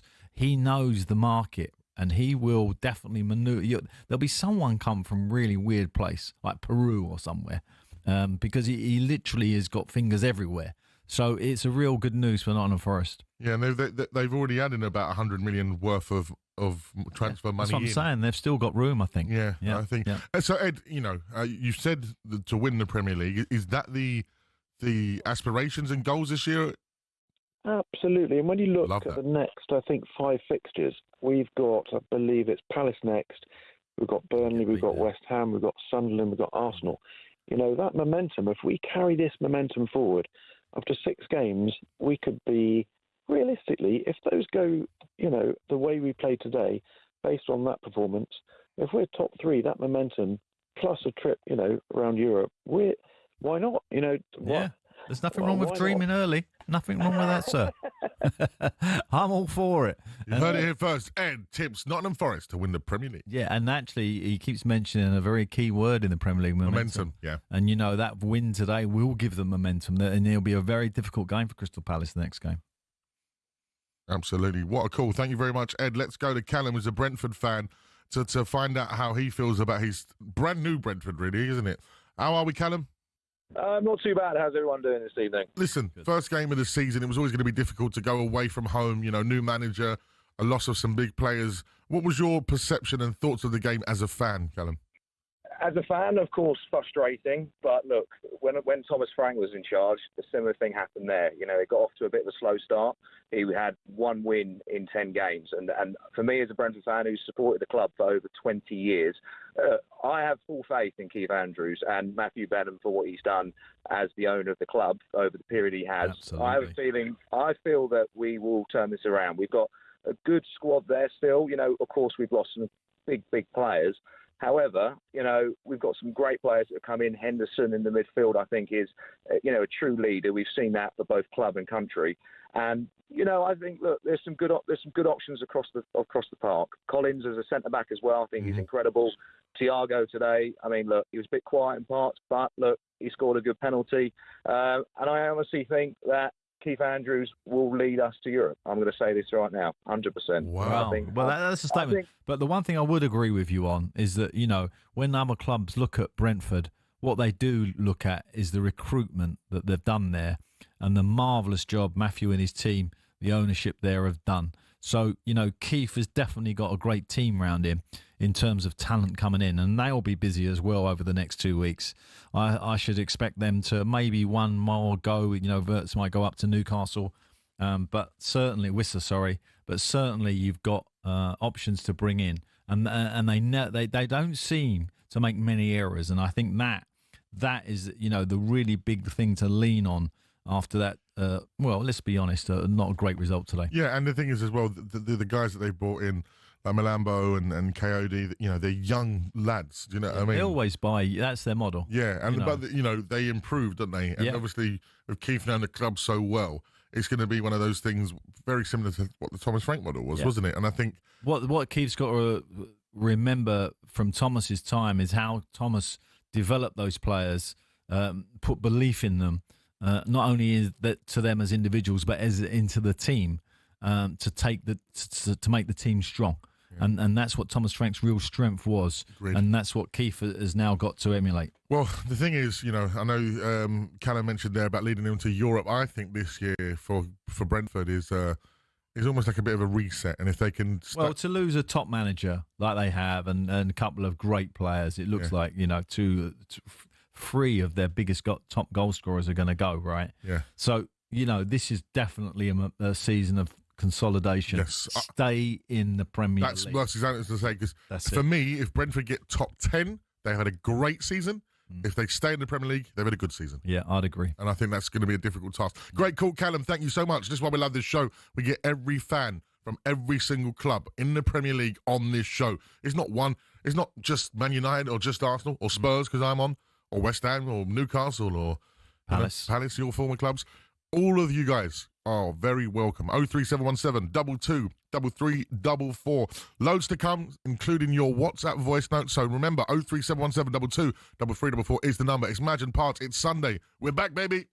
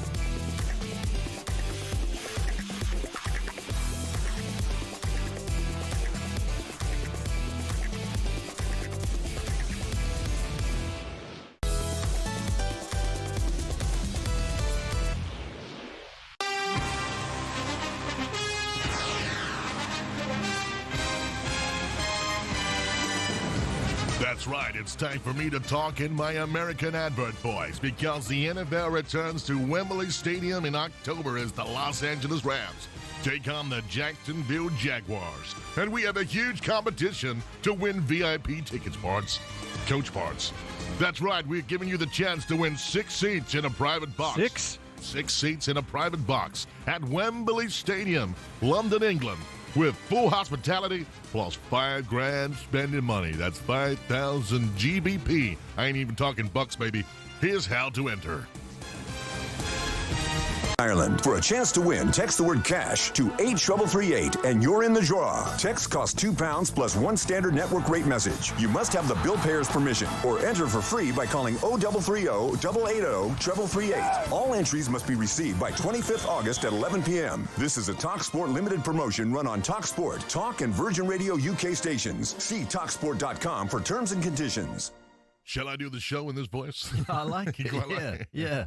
We're going to have a little bit of Trump, please. Was that $5,000, pounds or dollars? It's £5,000 because at the moment we got a very good economy. It's very good, Parts. Good. I've been speaking to Putin. He wants in because we got the best economy in the world right now. It's very great. Right, before we get back to your calls and Donald Trump, let's now hear from 2 managers from this evening's Premier League game at Old Trafford. And following their 1-0 home loss, Man United boss Ruben Amorim spoke with talkSPORT's Alex Crook, who started by asking Ruben about Rasmus Højlund's future at the club. It's our player, and then we have to make choices. Finally, sometimes we have to make choices, and we have players that have to stay helping the team from outside. And you can see Ahmad is, I think I can say, is one of the most talented players. But sometimes we have to manage. He's not the best 11 play all the time. We have to imagine the game. So that is a good feeling. I think the team is stronger because of that. Ruben, on the positives, Brian and Bumo and Matthias Cunha already have endeared themselves to this Old Trafford crowd. How pleased were you with their performances? I'm really pleased, not just with the ball but without the ball. They run a lot, they press a lot, and then you have some moments that Cunha is receiving one ball, turning, and he's elevating the stadium. And sometimes I know that for the outside of here, that is not important. We need just to win games, but I know the feeling of the fans, and they need to be inspired. People who are looking to beat Manchester United will say, well, that's another defeat, picking up where they left off last season. But just explain in your eyes how different that performance was to what we saw in Bilbao, for example. The price of playing for this club, you have to win no matter what, and people just are going to look for the results. But I struggled a lot last season, but I'm really proud of my players, and if they play like this, I will defend my players until the end. So I'm really proud. I think the fans are really proud, but in the end we need to win. So it's one step closer to win games, I think. So let's try to win the next one. Just finally, on the goalkeeper situation, is there a possibility that you look to bring in another keeper in the last 2 weeks of the window? No, it's hard to say what is going to happen, but I don't see that happening in an easy way. That was Manchester United manager Ruben Amorim speaking to talkSPORT's Alex Crook. Pards, what did you make of Old Trafford Day with the old country road at the start? Yeah, I mean, firstly, road. Yeah, his record at Man United is 28 games he's managed and lost 15. I mean, I'm not being funny. I'd struggle to be worse than that. That is like not good.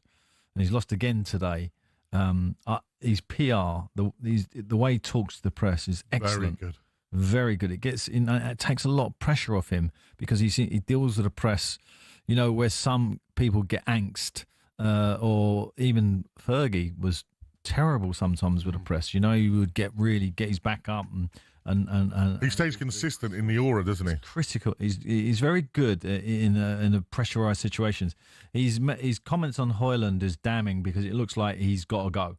I mean, that to me was like he's got to go. So they probably want the room, you know, financially. To do someone else, maybe a central defender or a centre midfield player. So I'm guessing he is, unfortunately, and this is what you got to remember with the Isaac situation, where Højlund's on completely the other side of the ground. Now the club want him out, you know, and I wouldn't say they're forcing him, and you know, but they are kind of the comments and everything else, and the things that are leaked to the press are kind of saying to this player, move on, go. And even the player, I think, sort of, privately said to the press, okay, they don't want me, it's probably best I go. I mean, so you got the two situations. You got a player who really wants to go and a club who really wants the player to go. So I'm not defending Isaac in any manner, but I'm just saying to you, there is always that other side to it as a professional footballer.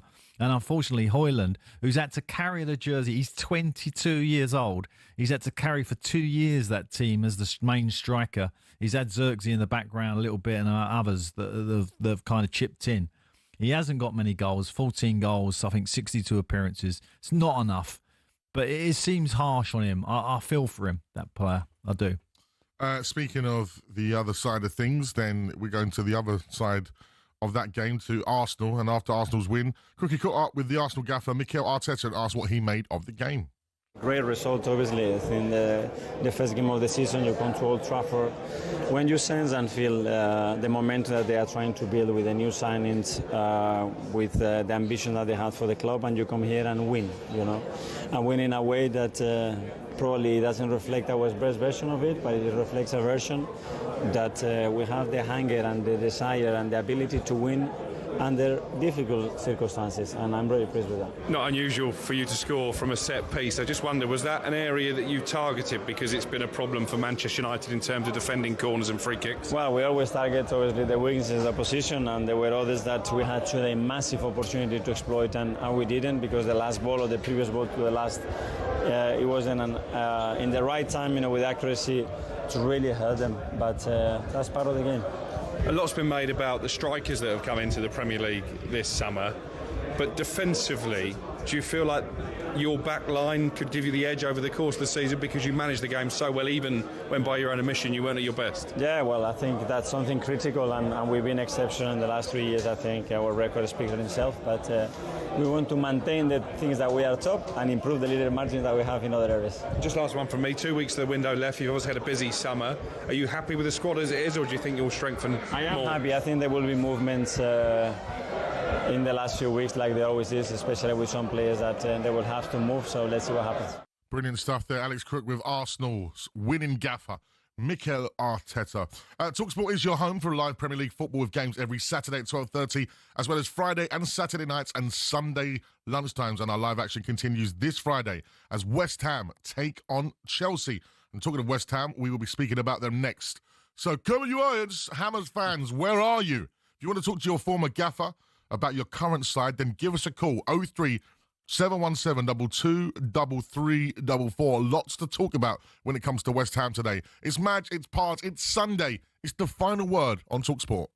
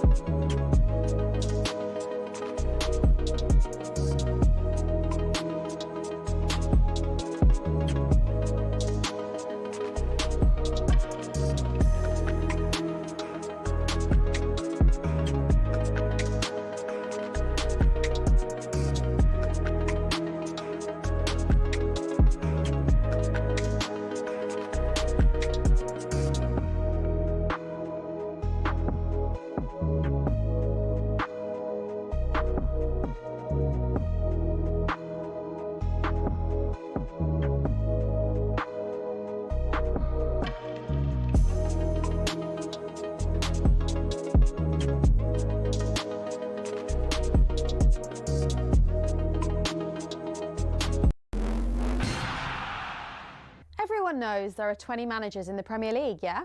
Well, actually, no. Around 3/4 of them are not managers. The terms manager and head coach are often used interchangeably to describe Premier League bosses, but they're actually two different jobs. So let's explain how and why. For years, fans referred to Mikel Arteta as Arsenal's manager, but I'm afraid technically... No, I don't think so. No. From his first day on the job, he was the Gunners' head coach. Let's pick a random moment in time, February 2025. Only 6 Premier League bosses actually held the official title of manager rather than head coach.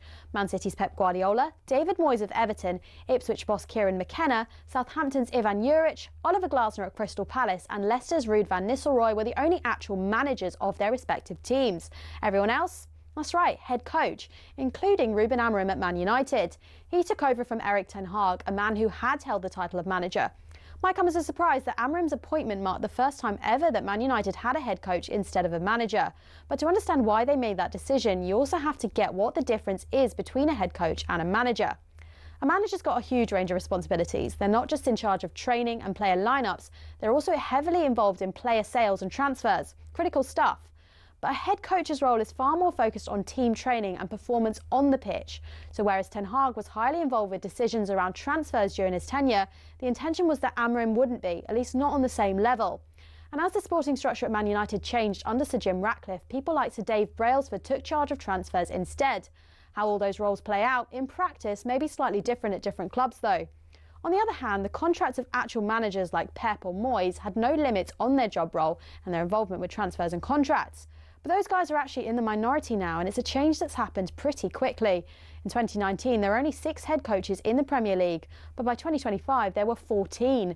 A clear indication that more and more clubs are moving towards a model where the guy in charge is actually only really in charge on the pitch. And the way things are going, it might not be long before all 20 clubs have got head coaches, and the job position of football manager in the top flight is no more.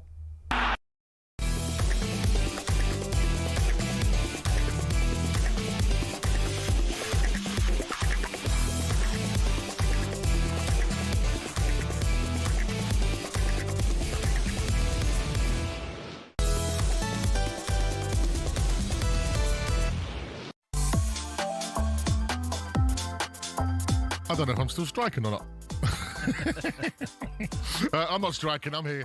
It's the final word phone in on talkSPORT with me, Majestic, alongside the former West Ham boss, Alan Pardew. And yes, Hammers fans, we'll be talking about that nightmare result at Sunderland, but the Mackhams, wow, what a first day for them back in the Premier League. We'll also be getting stuck into all the rest of the weekend's action as a new-look Spurs swept Burnley aside. And a player not even on the pitch for Newcastle took the blame for them not getting 3 points at Villa Park. But right now we're giving you the greatest quiz on radio, Pards. Oh, no.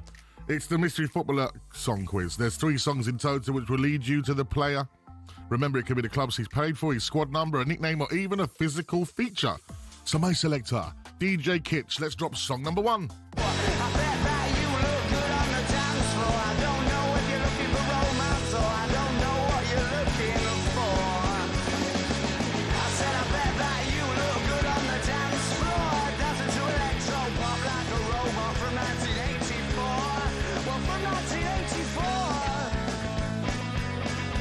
Of course, that is the Arctic Monkeys. Bet that you look good on the dance floor.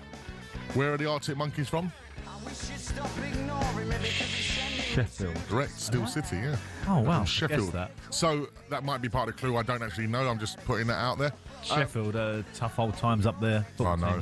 There's 2 songs still to go, but if you think you know who it could be from our first song, text us the answer to 81089 or text us a WhatsApp message on 03 717 22 3344. It is the final word here on talkSPORT with Madge and Pards. Right, you had your first song. So remember, 2 more to come. But we got to talk about Sunderland, West Ham. Hammers fans, West Ham fans, listen. I can imagine it now. They're sat at home. They might be driving around. Depleted West Ham fans thinking, I've had enough here. Now, what a way to have a bit of therapy with a former manager of yours, a man that took you to an FA Cup final. Yeah, 2 playoff finals. 2 playoff finals. Brought you Mascherano and Tevez. Yeah. Well, I don't know about that. I was involved in it.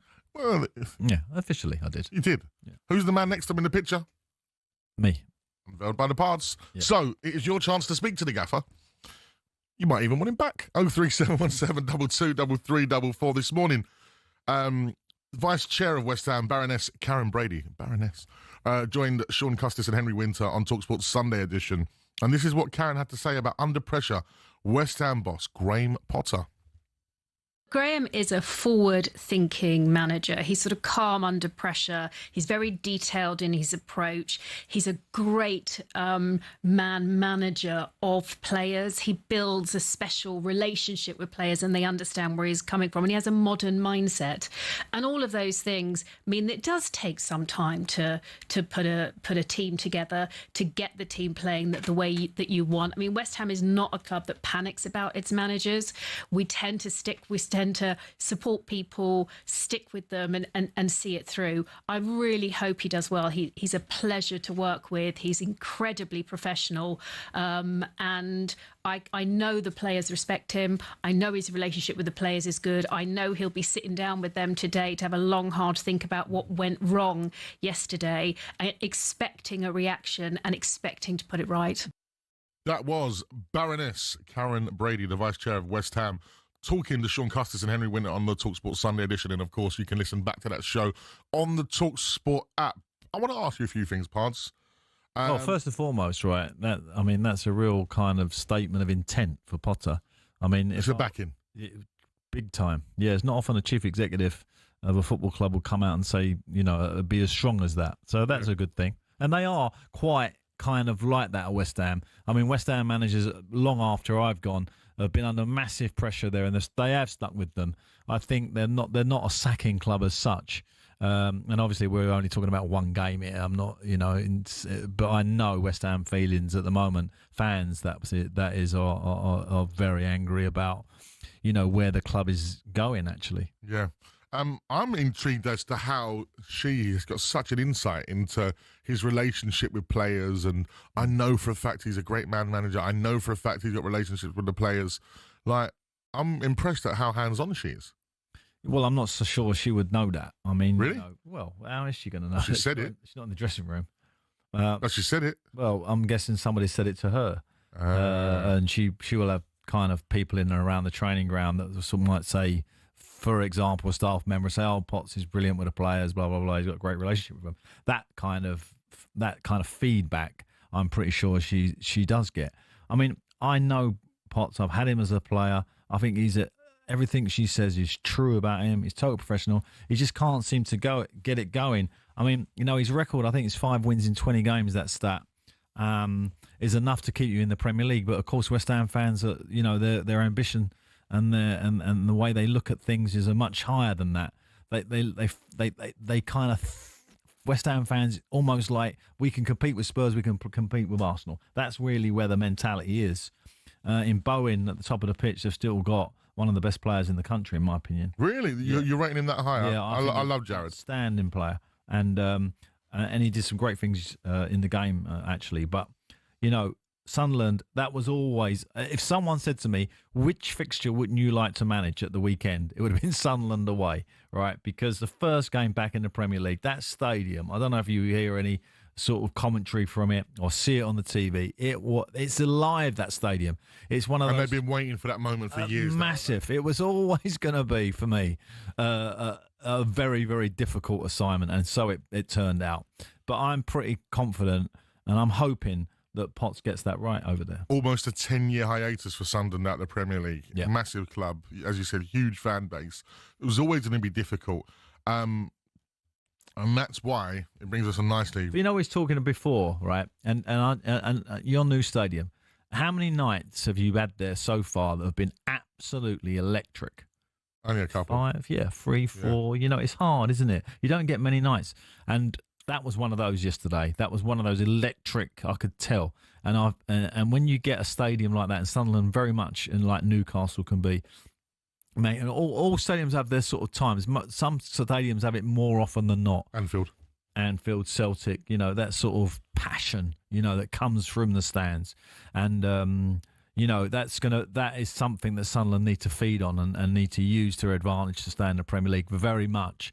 Them 3 points is a big win for them. And they only got 9 to go. Remember my stats at the start of the season. 10 wins, stay in the Premier League. So they got 1, got 9 to go. Oh, yeah, big start to the season for them. Yeah. In stark contrast, of course, which will be nice because I can link West Ham with Spurs because of a signing that we'll talk about. Yeah.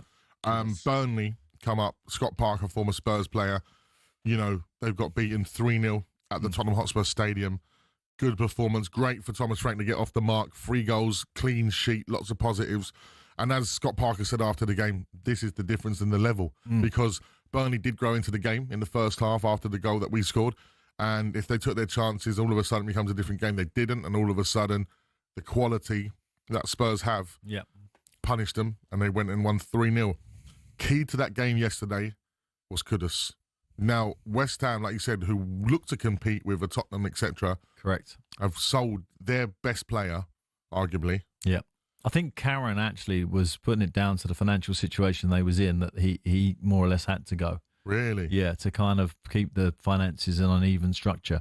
So, you know, maybe they're under pressure for whatever reason. I don't know, because when I look at the transfers, I still think they need to do a lot of business. So I don't know. I don't get that. But, you know, the bottom line is he's an outstanding player who kind of, let's be honest, I think West Ham fans will tell you, kind of laid down tools at West Ham, a little bit like Isaac, to get, you know, to sort of say, well, I want out.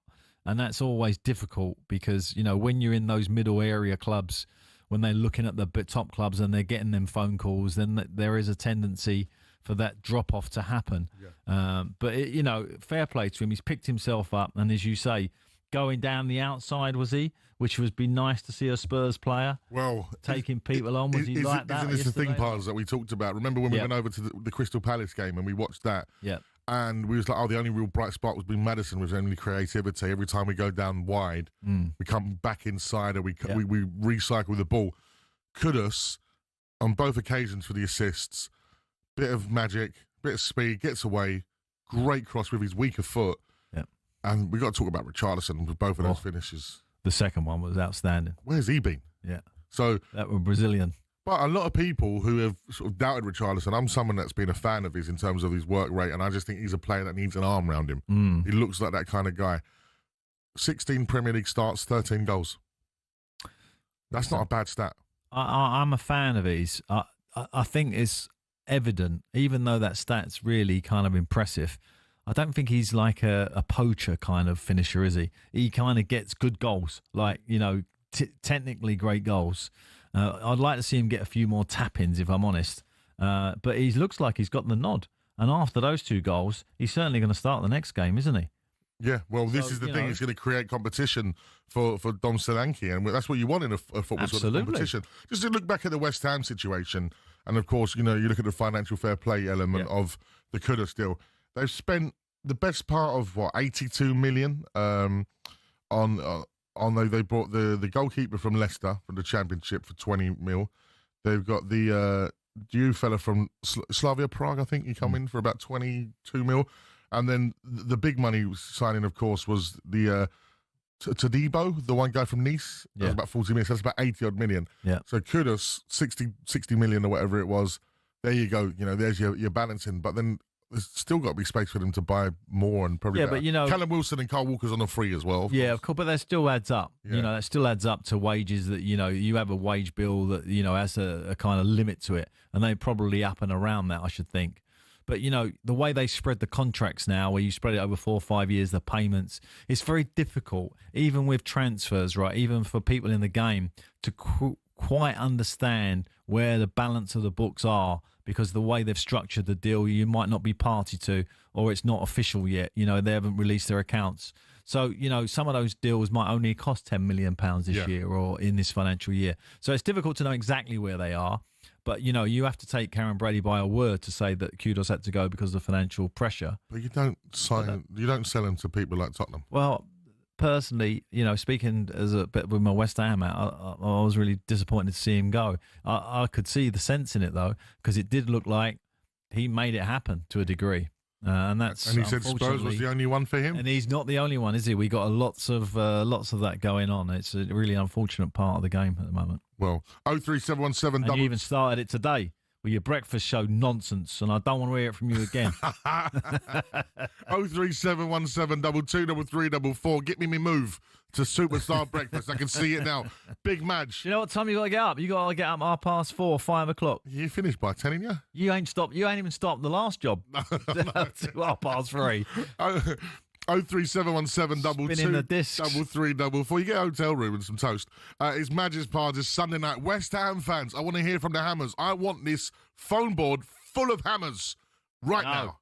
It's Madge's Pardew. Leave Potts alone.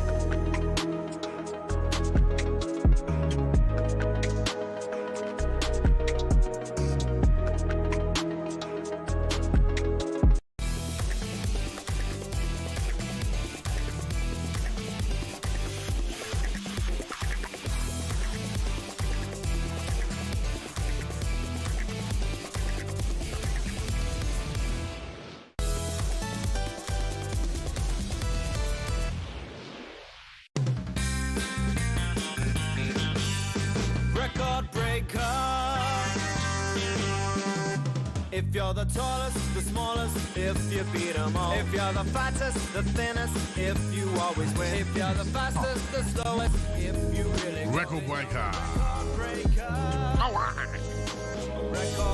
That is our presented Record Breakers. Yeah, the legendary, God bless his soul, Roy Castle, was it? Roy Castle, well done, sir. I thought you'd be too young to forget that. No, I remember Roy. I remember when he sadly passed away, and that was part of the whole smoking ban, wasn't it? Really, because he used to play the trumpet, right, and in bars and that's right. And secondhand smoke inhalation. Yeah, absolutely. And he then was an all-rounder, was a bit like Bruce Forsyth. Yeah. He was a bit of a dancer, a bit of a singer. And then that was with the lovely lady from Making Your Mind Up, Cheryl Baker. Cheryl Baker. Yeah. She was. He had a few assistants. Yeah, and then glamour girls in them days. After that, it was the one and only Chris Akabusi. Oh, wide! He wasn't so good under Chris, I didn't think. I like Chris. I've met him a few times. He's a really nice guy, but he wasn't more I used to like him in his tracksuit. Giving, oh, wide! That was our second clue, record breaker. So, record breakers. First song, Arctic Monkeys, Bet That You Look Good on the Dance Floor. They're from Sheffield. And Record Breakers is the second. Get your answers into us on 0371722 3344 during the break on X. I've got a question for you. Ready? Record Breakers question. Go for it. There was I can't remember what record it was, but to jump over a mini, a footballer used to jump over a mini. Yes. A professional footballer, here's a question out there, used to jump over a mini as a bit of a sort of gimmick, right? And I'm talking about a top player here as well. Oh, I'll give you the answer at the end. During the break, I was watching a video of Eberechi Eze in November 2018 as a young man when he's at QPR talking about being an Arsenal fan and his love for Thierry Henry. And in fairness, there's a bit of clickbait on whoever's put this up saying, he says, I hope Arsenal win the league. I would never join Tottenham. He doesn't actually say that. He's very clever in this. He's like, so would you rule out ever joining Tottenham? He's like, yeah, I don't really know about them things. So well done, Eze, because if you do come to Spurs, that won't be held against you. Let's go over to my neighbour, by the way. What's that? He's my neighbour. He lives around the corner. Go and Lovely ask man. him. Lovely man. Top man. Right, let's go over to Stephen, who's a West Ham fan. He joins us on the show. Good evening, Stephen. Good evening, guys. How you doing? Yeah, not bad. How did you feel after that result yesterday? Oh, God, deflated. I was sort of thinking, we're going to have a good start this season, suddenly be an easy team, but it was absolutely awful. I just think, it's same old stuff, different season. We seem to have this sort of merry-go-round of some seasons where we buy in sort of 9-10 players, they can't gel, and we have an awful season. It's like when we had Pellegrini in charge and then Lopetegui in charge, buy players, and then it goes into an absolute complete downward spiral. I think something's got to change in the club. Either the transfer policy, I don't think that the board have got a grip on it. I'm not really sure about whether Pardew is the right man for the job. Obviously, he sort of saved us last season, but the jury is completely out. I think we might have to go 2 more matches and think, is he going to be the man to sustain 38 matches and get us a decent finish? I'll tell you, who's had to finish all right in the old Premier League is the man sat next to me, Stephen, your former gaffer, Alan Pardew. Would you have him back? I would have Pardew back completely. I think it's a complete travesty that Pardew got sacked the way he did back in 2016. Pardew had a really hard job, in building up a team to get, out of the Championship, which was quite hard after 2 seasons. Got us a really good team. Got us to one FA Cup final. Got us into Europe after many years. I think that the board were too harsh in sacking us. Quite right, Stephen. I totally agree. You're saying all the right things, Stephen. Yeah. But this is the thing at the moment, right, with West Ham. I think you're in such a strange place as a football club because you had that really good season winning the Europa Conference League, which was great for West Ham, yeah? But can I just interrupt? Absolutely, Pods. No, the only reason I want to say that is because it does relate to you, right, what I said to you about Spurs. But their transfer policy last year was underwhelming and didn't strike me as a team that wanted to break into the top 6. And West Ham's last 2 years, the transfer policy really has been like underwhelming. I mean, that's the only word I can use to kind of, without being harsh, hasn't it, Stephen? I mean, there's not like, can you think of a player that's come through the door where you've gone, wow, here we go? I can't think of anybody. I mean, the last player we had, I think, was it Pardew, who came in 2016. It was absolutely fantastic. And then he threw his toys out the pram. Yeah. After, we've not had any play really. That's been it. We sort of had Kudos. We've had other players who came in and sort of looked good on paper, but actually on the pitch, they've not seen anybody. I think Bowen's been the best signing, by a shadow of doubt, which I think Moyes was a bit heavily involved in, but he's been terrific. Well, he has been terrific, but I think that the transfer policy is sort of looking at players and thinking they're going to be good, but when they come into the league, they can't fit in the league, they can't gel into the league, they haven't got the pace because the Premier League every season gets harder and harder and faster every season. I don't know why West Ham's transfer policy kind of ignores the Championship. There's so many great players. Gyökeres has been one of them. Gyökeres, who was at Coventry only 3 years ago, you know, doing his trading, and now he's like £74 million. You can't tell me that look at the Leeds squad that have come up and the Burnley squad. You can't tell me there's not players in the Championship that could easily convert to the Premier League, and yet that market seems to be very undervalued. There's always a foreign player. Well, yeah, something they're going to Europe and always. Yeah, but I think for the agents that there's more finance involved to move a player from abroad. There's more room for manoeuvre for them, and I think that's why we're getting so many of these kind of 25, 30 million pound foreign players coming when you could easily go into the Championship and find a player who was nailed on. That's my view, and I think, and I know it's shared by a few co-managers who are at the moment. But, the transfer policy is what it is. Let's go to Barry, who's a West Ham fan. He joins us on the final word. How are we, Barry? Hi, guys. Yeah, great show as usual. Thank you, mate. Stephen's stole my thunder a little bit because I was going to go on to the transfer policy as well, really. I want to go to Pardew, really. I think, well, what does he think? Now we've had a bad start to the season and there's a lot of noise around us, are we going to find it difficult to sign players before the end of the window? And would he worry about that? Yeah, I mean, that's an interesting point, Barry, because, agents look at clubs and they look for somewhere where the player they feel just in their care of the player in terms of their career, is it going to take them a step forward? Are they going to a club where they're going to progress, i.e. get success at that football club, or maybe go, get a big move to a bigger club? So when they are looking around at football clubs, that is a consideration. Now, when you do look at Brighton and Brentford and the Crystal Palace model just recently, the last 2-3 years, you would probably look at that as a better platform than maybe West Ham. Mm-hmm. And that's where Potter, who is a young manager, he's very good with young players, and he's done it at Brighton, did at a similar, had the model at Brighton. And that's where I think West Ham are trying to emulate. But you're right, that result won't help you steering agents towards the club. Yeah, in terms of bringing footballers to the club. But it won't stop it. At the end of the day, there's always, someone there that has got the talent and the ability to play for West Ham and the finances right. And let's hope that's the case, because I would like to see, I don't know what you think, but certainly 2 or 3 more players into there before the window shuts, wouldn't you? We have to. Yeah. We watched the end of the last season, and I thought we needed 6 players minimum, to be honest with you. And we've done nothing really. Okay, Callum's come in as he was on my list as a reserve sort of, backup player. But I had some young players in mind, and Forest have gone for it. Yeah.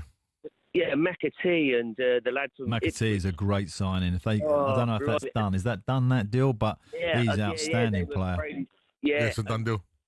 Yeah, and we should have been doing that early in the window, Pard. Exactly. Without a shadow of a doubt. Now we're late in the window. We've missed out on those lads.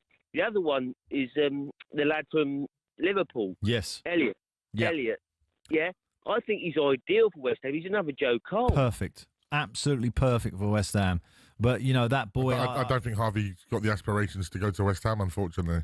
Only because you've had a private conversation and you think he's going to Spurs. But I think you're absolutely right, Steve. Absolutely. That is the type of target that West Ham should be... But again, for, say, Harvey, yeah, right, who's probably the standout player in the under-21s in the Euros, yeah? He definitely was in the team. He was actually in the Euro team of the year. Yeah. Right. Has been part of a Liverpool team that's won the league, and he's been a part of it over the last couple of years. I think for him... Why do we assume he's going, by the way? No, we're just looking at that as a potential, they haven't made noises that he's going, have they? No, but you look at the signings that they've made. It was difficult enough for him to get to the team last year. This year, with the additions that they've made, and even I was thinking about when we're talking about who's going to be like champions, etc. We'll come on to later on. Mate, you forget Chiesa come off the bench to score, like effectively the winner to go 3-2. The depth of squad that Liverpool have, and they're bringing through youngsters as well still. At Harvey's point of his career, he's going to want game time and playing, and he's such a good player. He deserves to be playing week in, week out. All right. Well, you've done your sell job, but why can't he go West Ham then? Because I think West Ham aren't in the place where he is in his career. Well, you think he'll go to a bigger, better club? Right now, if you was to ask for the top 10 for the Premier League this season, I don't see West Ham in the top 10, personally. With the loss of Kudus. Okay, so what's Elliot's options then? Other options? You got the likes of like Nottingham Forest, Villa, Everton, Grealish, Newcastle. Grealish is there. But like like I said, Nottingham Forest always improving, and like the fact they go for McAtee, for example. Well, McAtee for me was the pick of the young players who, when you're looking at a young player to come out of a top club into the middle tier, like to speak, of clubs.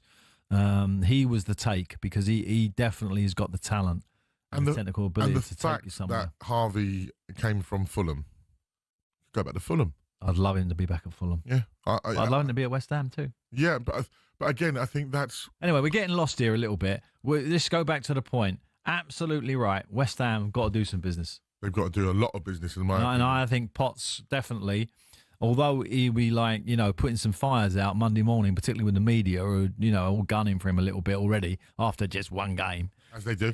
He needs to get on that phone and find out what his transfer news is like. 03717 223344. We're going to be talking about Newcastle and Isaac and loads still to come. It's Madge and Pards. It is the final word.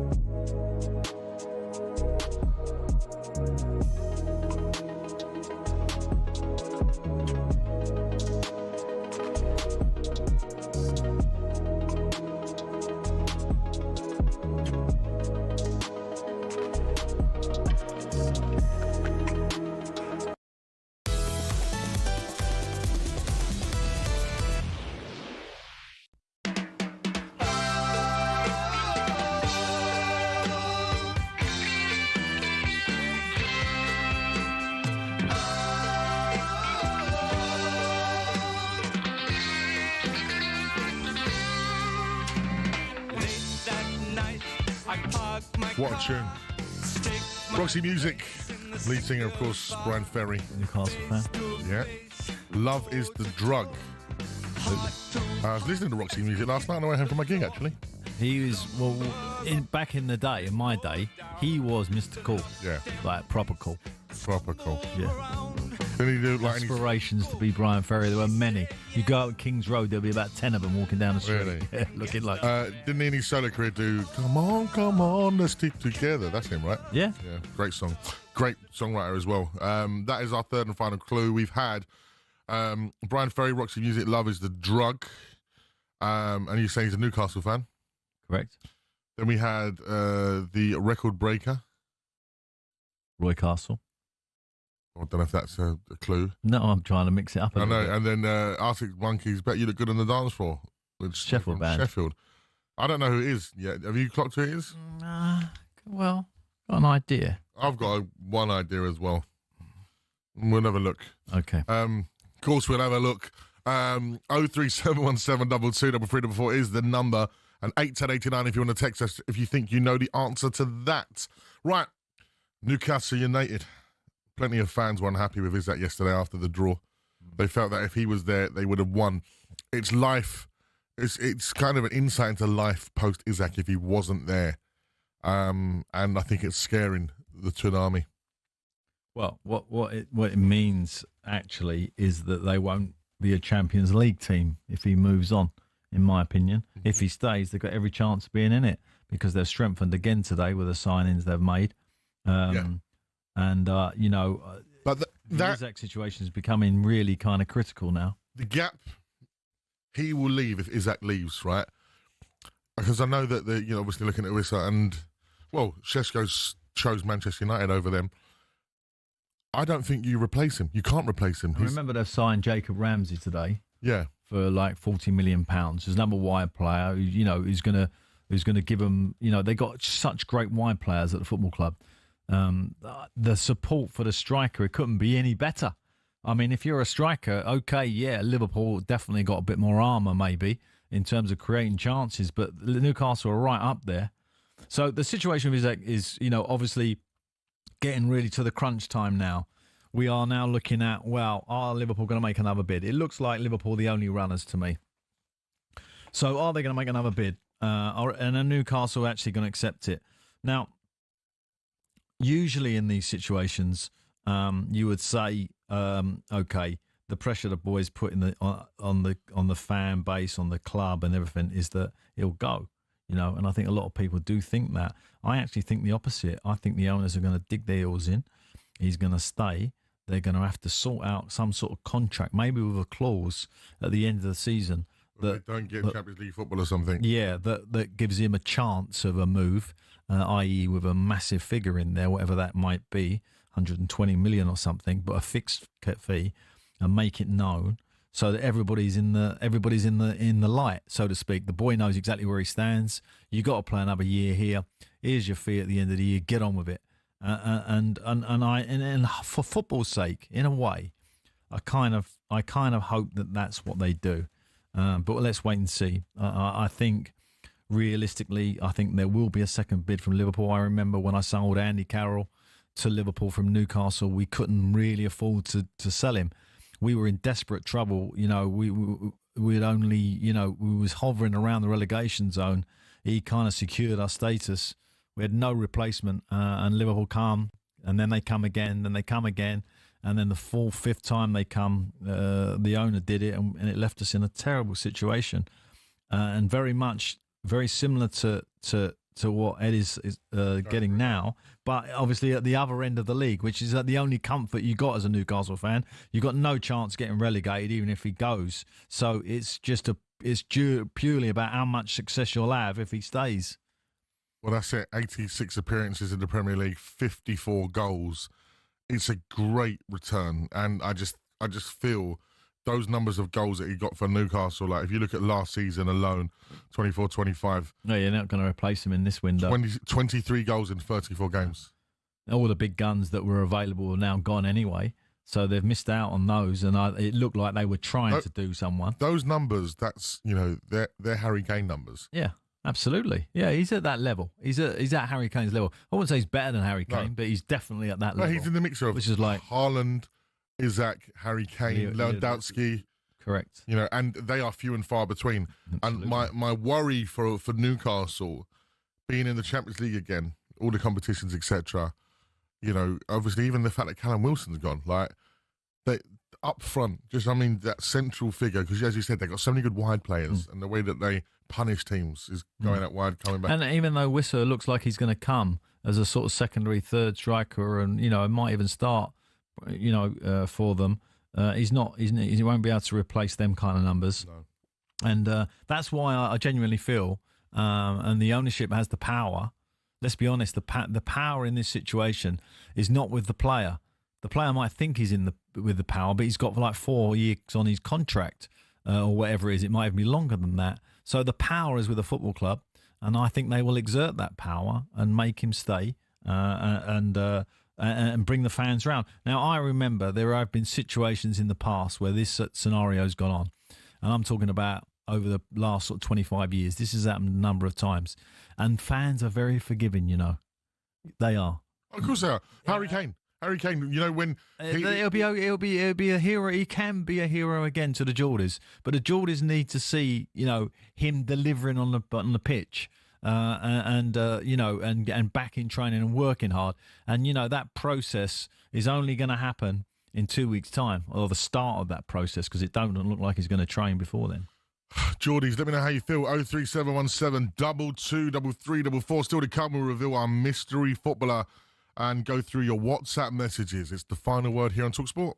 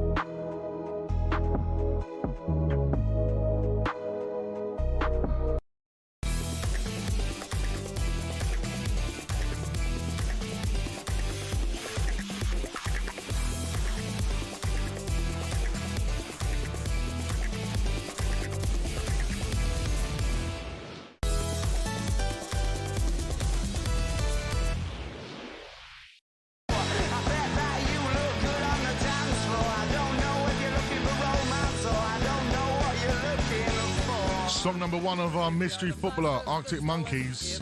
I bet you look good on the dance floor. Song two was the Record Breakers theme music. And song three, Brian Ferry, Love is the Drug. Now, the answer, of course, Pards, was who? The answer was Brian Deane, the big fella. Former Sheffield United striker scored the first ever Premier League goal in 1992 against Manchester United in a 2-1 win over Man United for the Blades. So that's why it was a record breaker. Is Yes. that right? David in Staines got the right answer after just one song. What? What? Did you get that? I was like scratching my head thinking, then I was like, record breaker. Someone record breaking from Sheffield. It's not gambling. It's not like someone's, tipped him off and that, is it? Don't know. Gambling scam. Hopefully not. No. Don't forget, talkSPORT. Big Dino, great lad, by the way. Yeah. Proper player. Right. It is the final word here on talkSPORT. And it is now time for the final words. Final word. Final word? Yeah. So we can wrap up with anything else we're going to talk about. Oh. I've done well. It's almost 13 minutes to 9. We're not really spoke about Spurs. You have done well. Yeah, even you're like, go on. You can have a little bit I of know Spurs. you tried to steer me there. You tried to steer me down the lane. But Down the White Hart Lane. That's what I'm saying. Down the White Hart Lane. But no. I was there yesterday. I had a nice experience there in a nice box. Thank you to Nick. The boxes are outstanding there. In fact, everywhere's outstanding. And actually, when I see that YouTube or whatever it was released on Daniel Levy going around the stadium and the brewery and all that, I mean, it is impressive, isn't it? It is very impressive. The more you look at it, the better it gets. What was more impressive yesterday was our performance. Yes, well, that was the most important thing. And a clean sheet for Thomas Frank. But as I mentioned quickly already, Kudus I thought was excellent. Richarlison, he's. Can I ask you a quick question? You know, Sonny had that kind of Korean group. Come every week. Still there. Still there. I thought they might stay. You know why? Go on. Because we put the tickets out early doors, innit, when he was still there. Oh, clever. Okay. Right? So it was a really good performance yesterday, even though I thought Romero, our new captain, had a bad day. I'm not a great fan.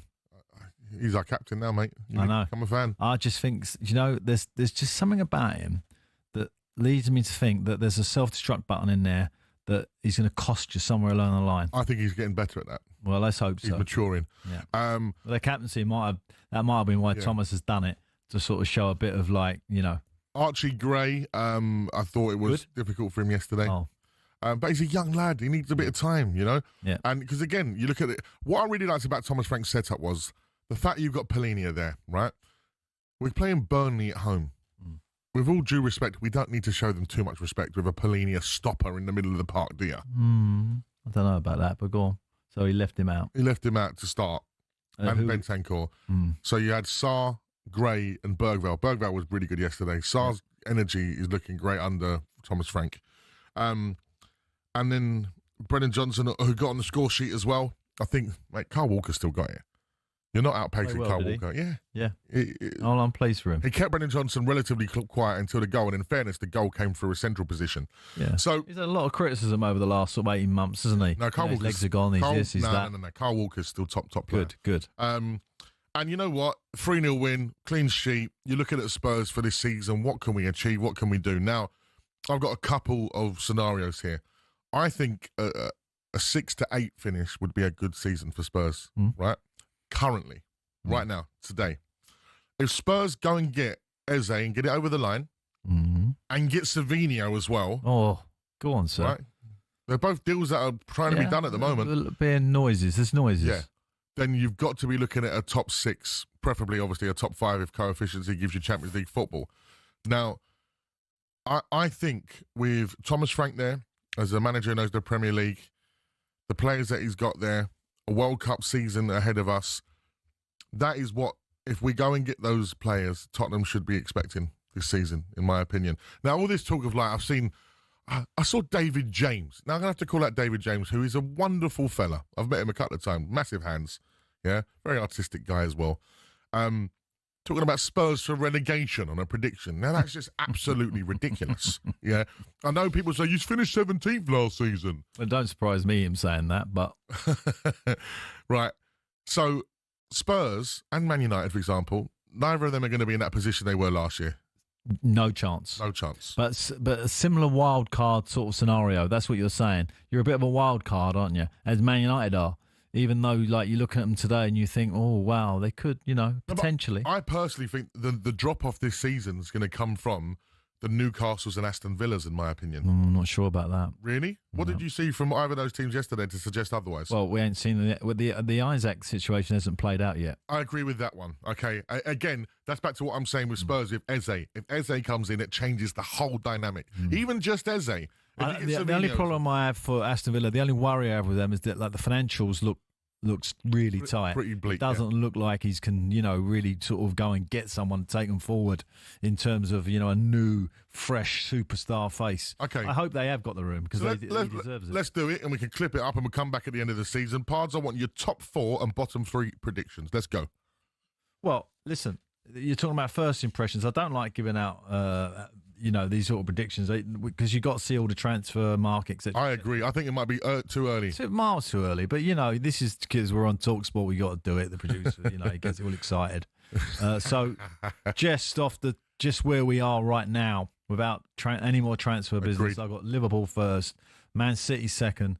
I think it might be a 2-horse race actually. Arsenal, and I've got Chelsea fourth. Mm-hmm.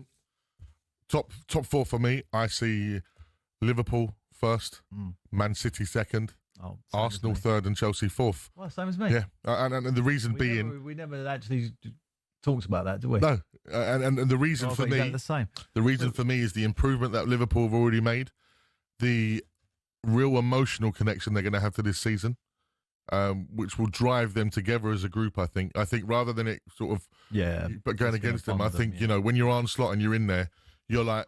He doesn't need to say anything. Doesn't need to because you can feel it. Yeah.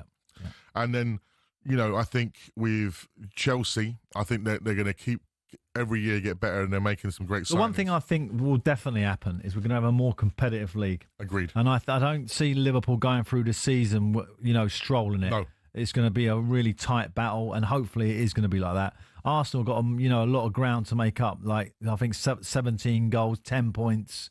They're big numbers to make up on a team that's improved. Yeah. That's gone out and strengthened. Man City are definitely a club that look like, the stats from last year, last 10 games, they got more points than anyone else. They've got off with a win. The new players look great.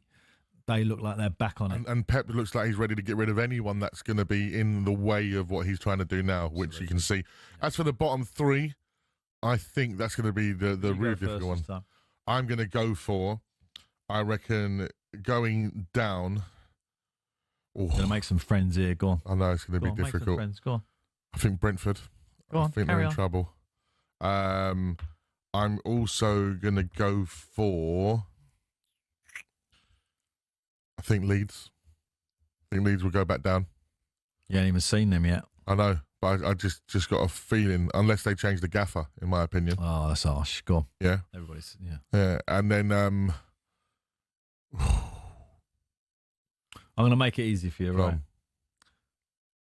There's 5 clubs who I think are in big trouble, right? Just by the work, where they are, how they've got there to the Premier League, where they are now. Oh yeah, Burnley for me. So there was the third.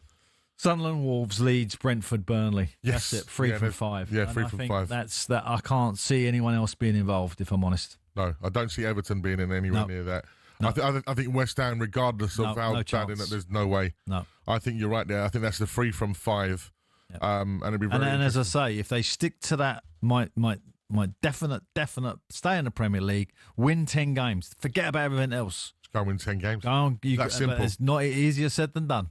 Before we hand over to the wonderful Danny Kelly and the Trans Euro Express, we've got to talk about last night's devastating round 1 victory for the guy that I've been waxing lyrical about for a long time up here in iPods. Yeah, you have. I'm sure I was one of the first people to have him up talkSPORT. You actually look like a corner bloke tonight. You look like you could be in his corner. Moses Atoma, of course, destroying Dillian White in Saudi Arabia. And let's have it right, Dillian White, who's been a mainstay of the heavyweight division for the last 10 years. A geezer who can cause serious damage, Dillian. Never, ever take that away from Dillian White. The man's a warrior.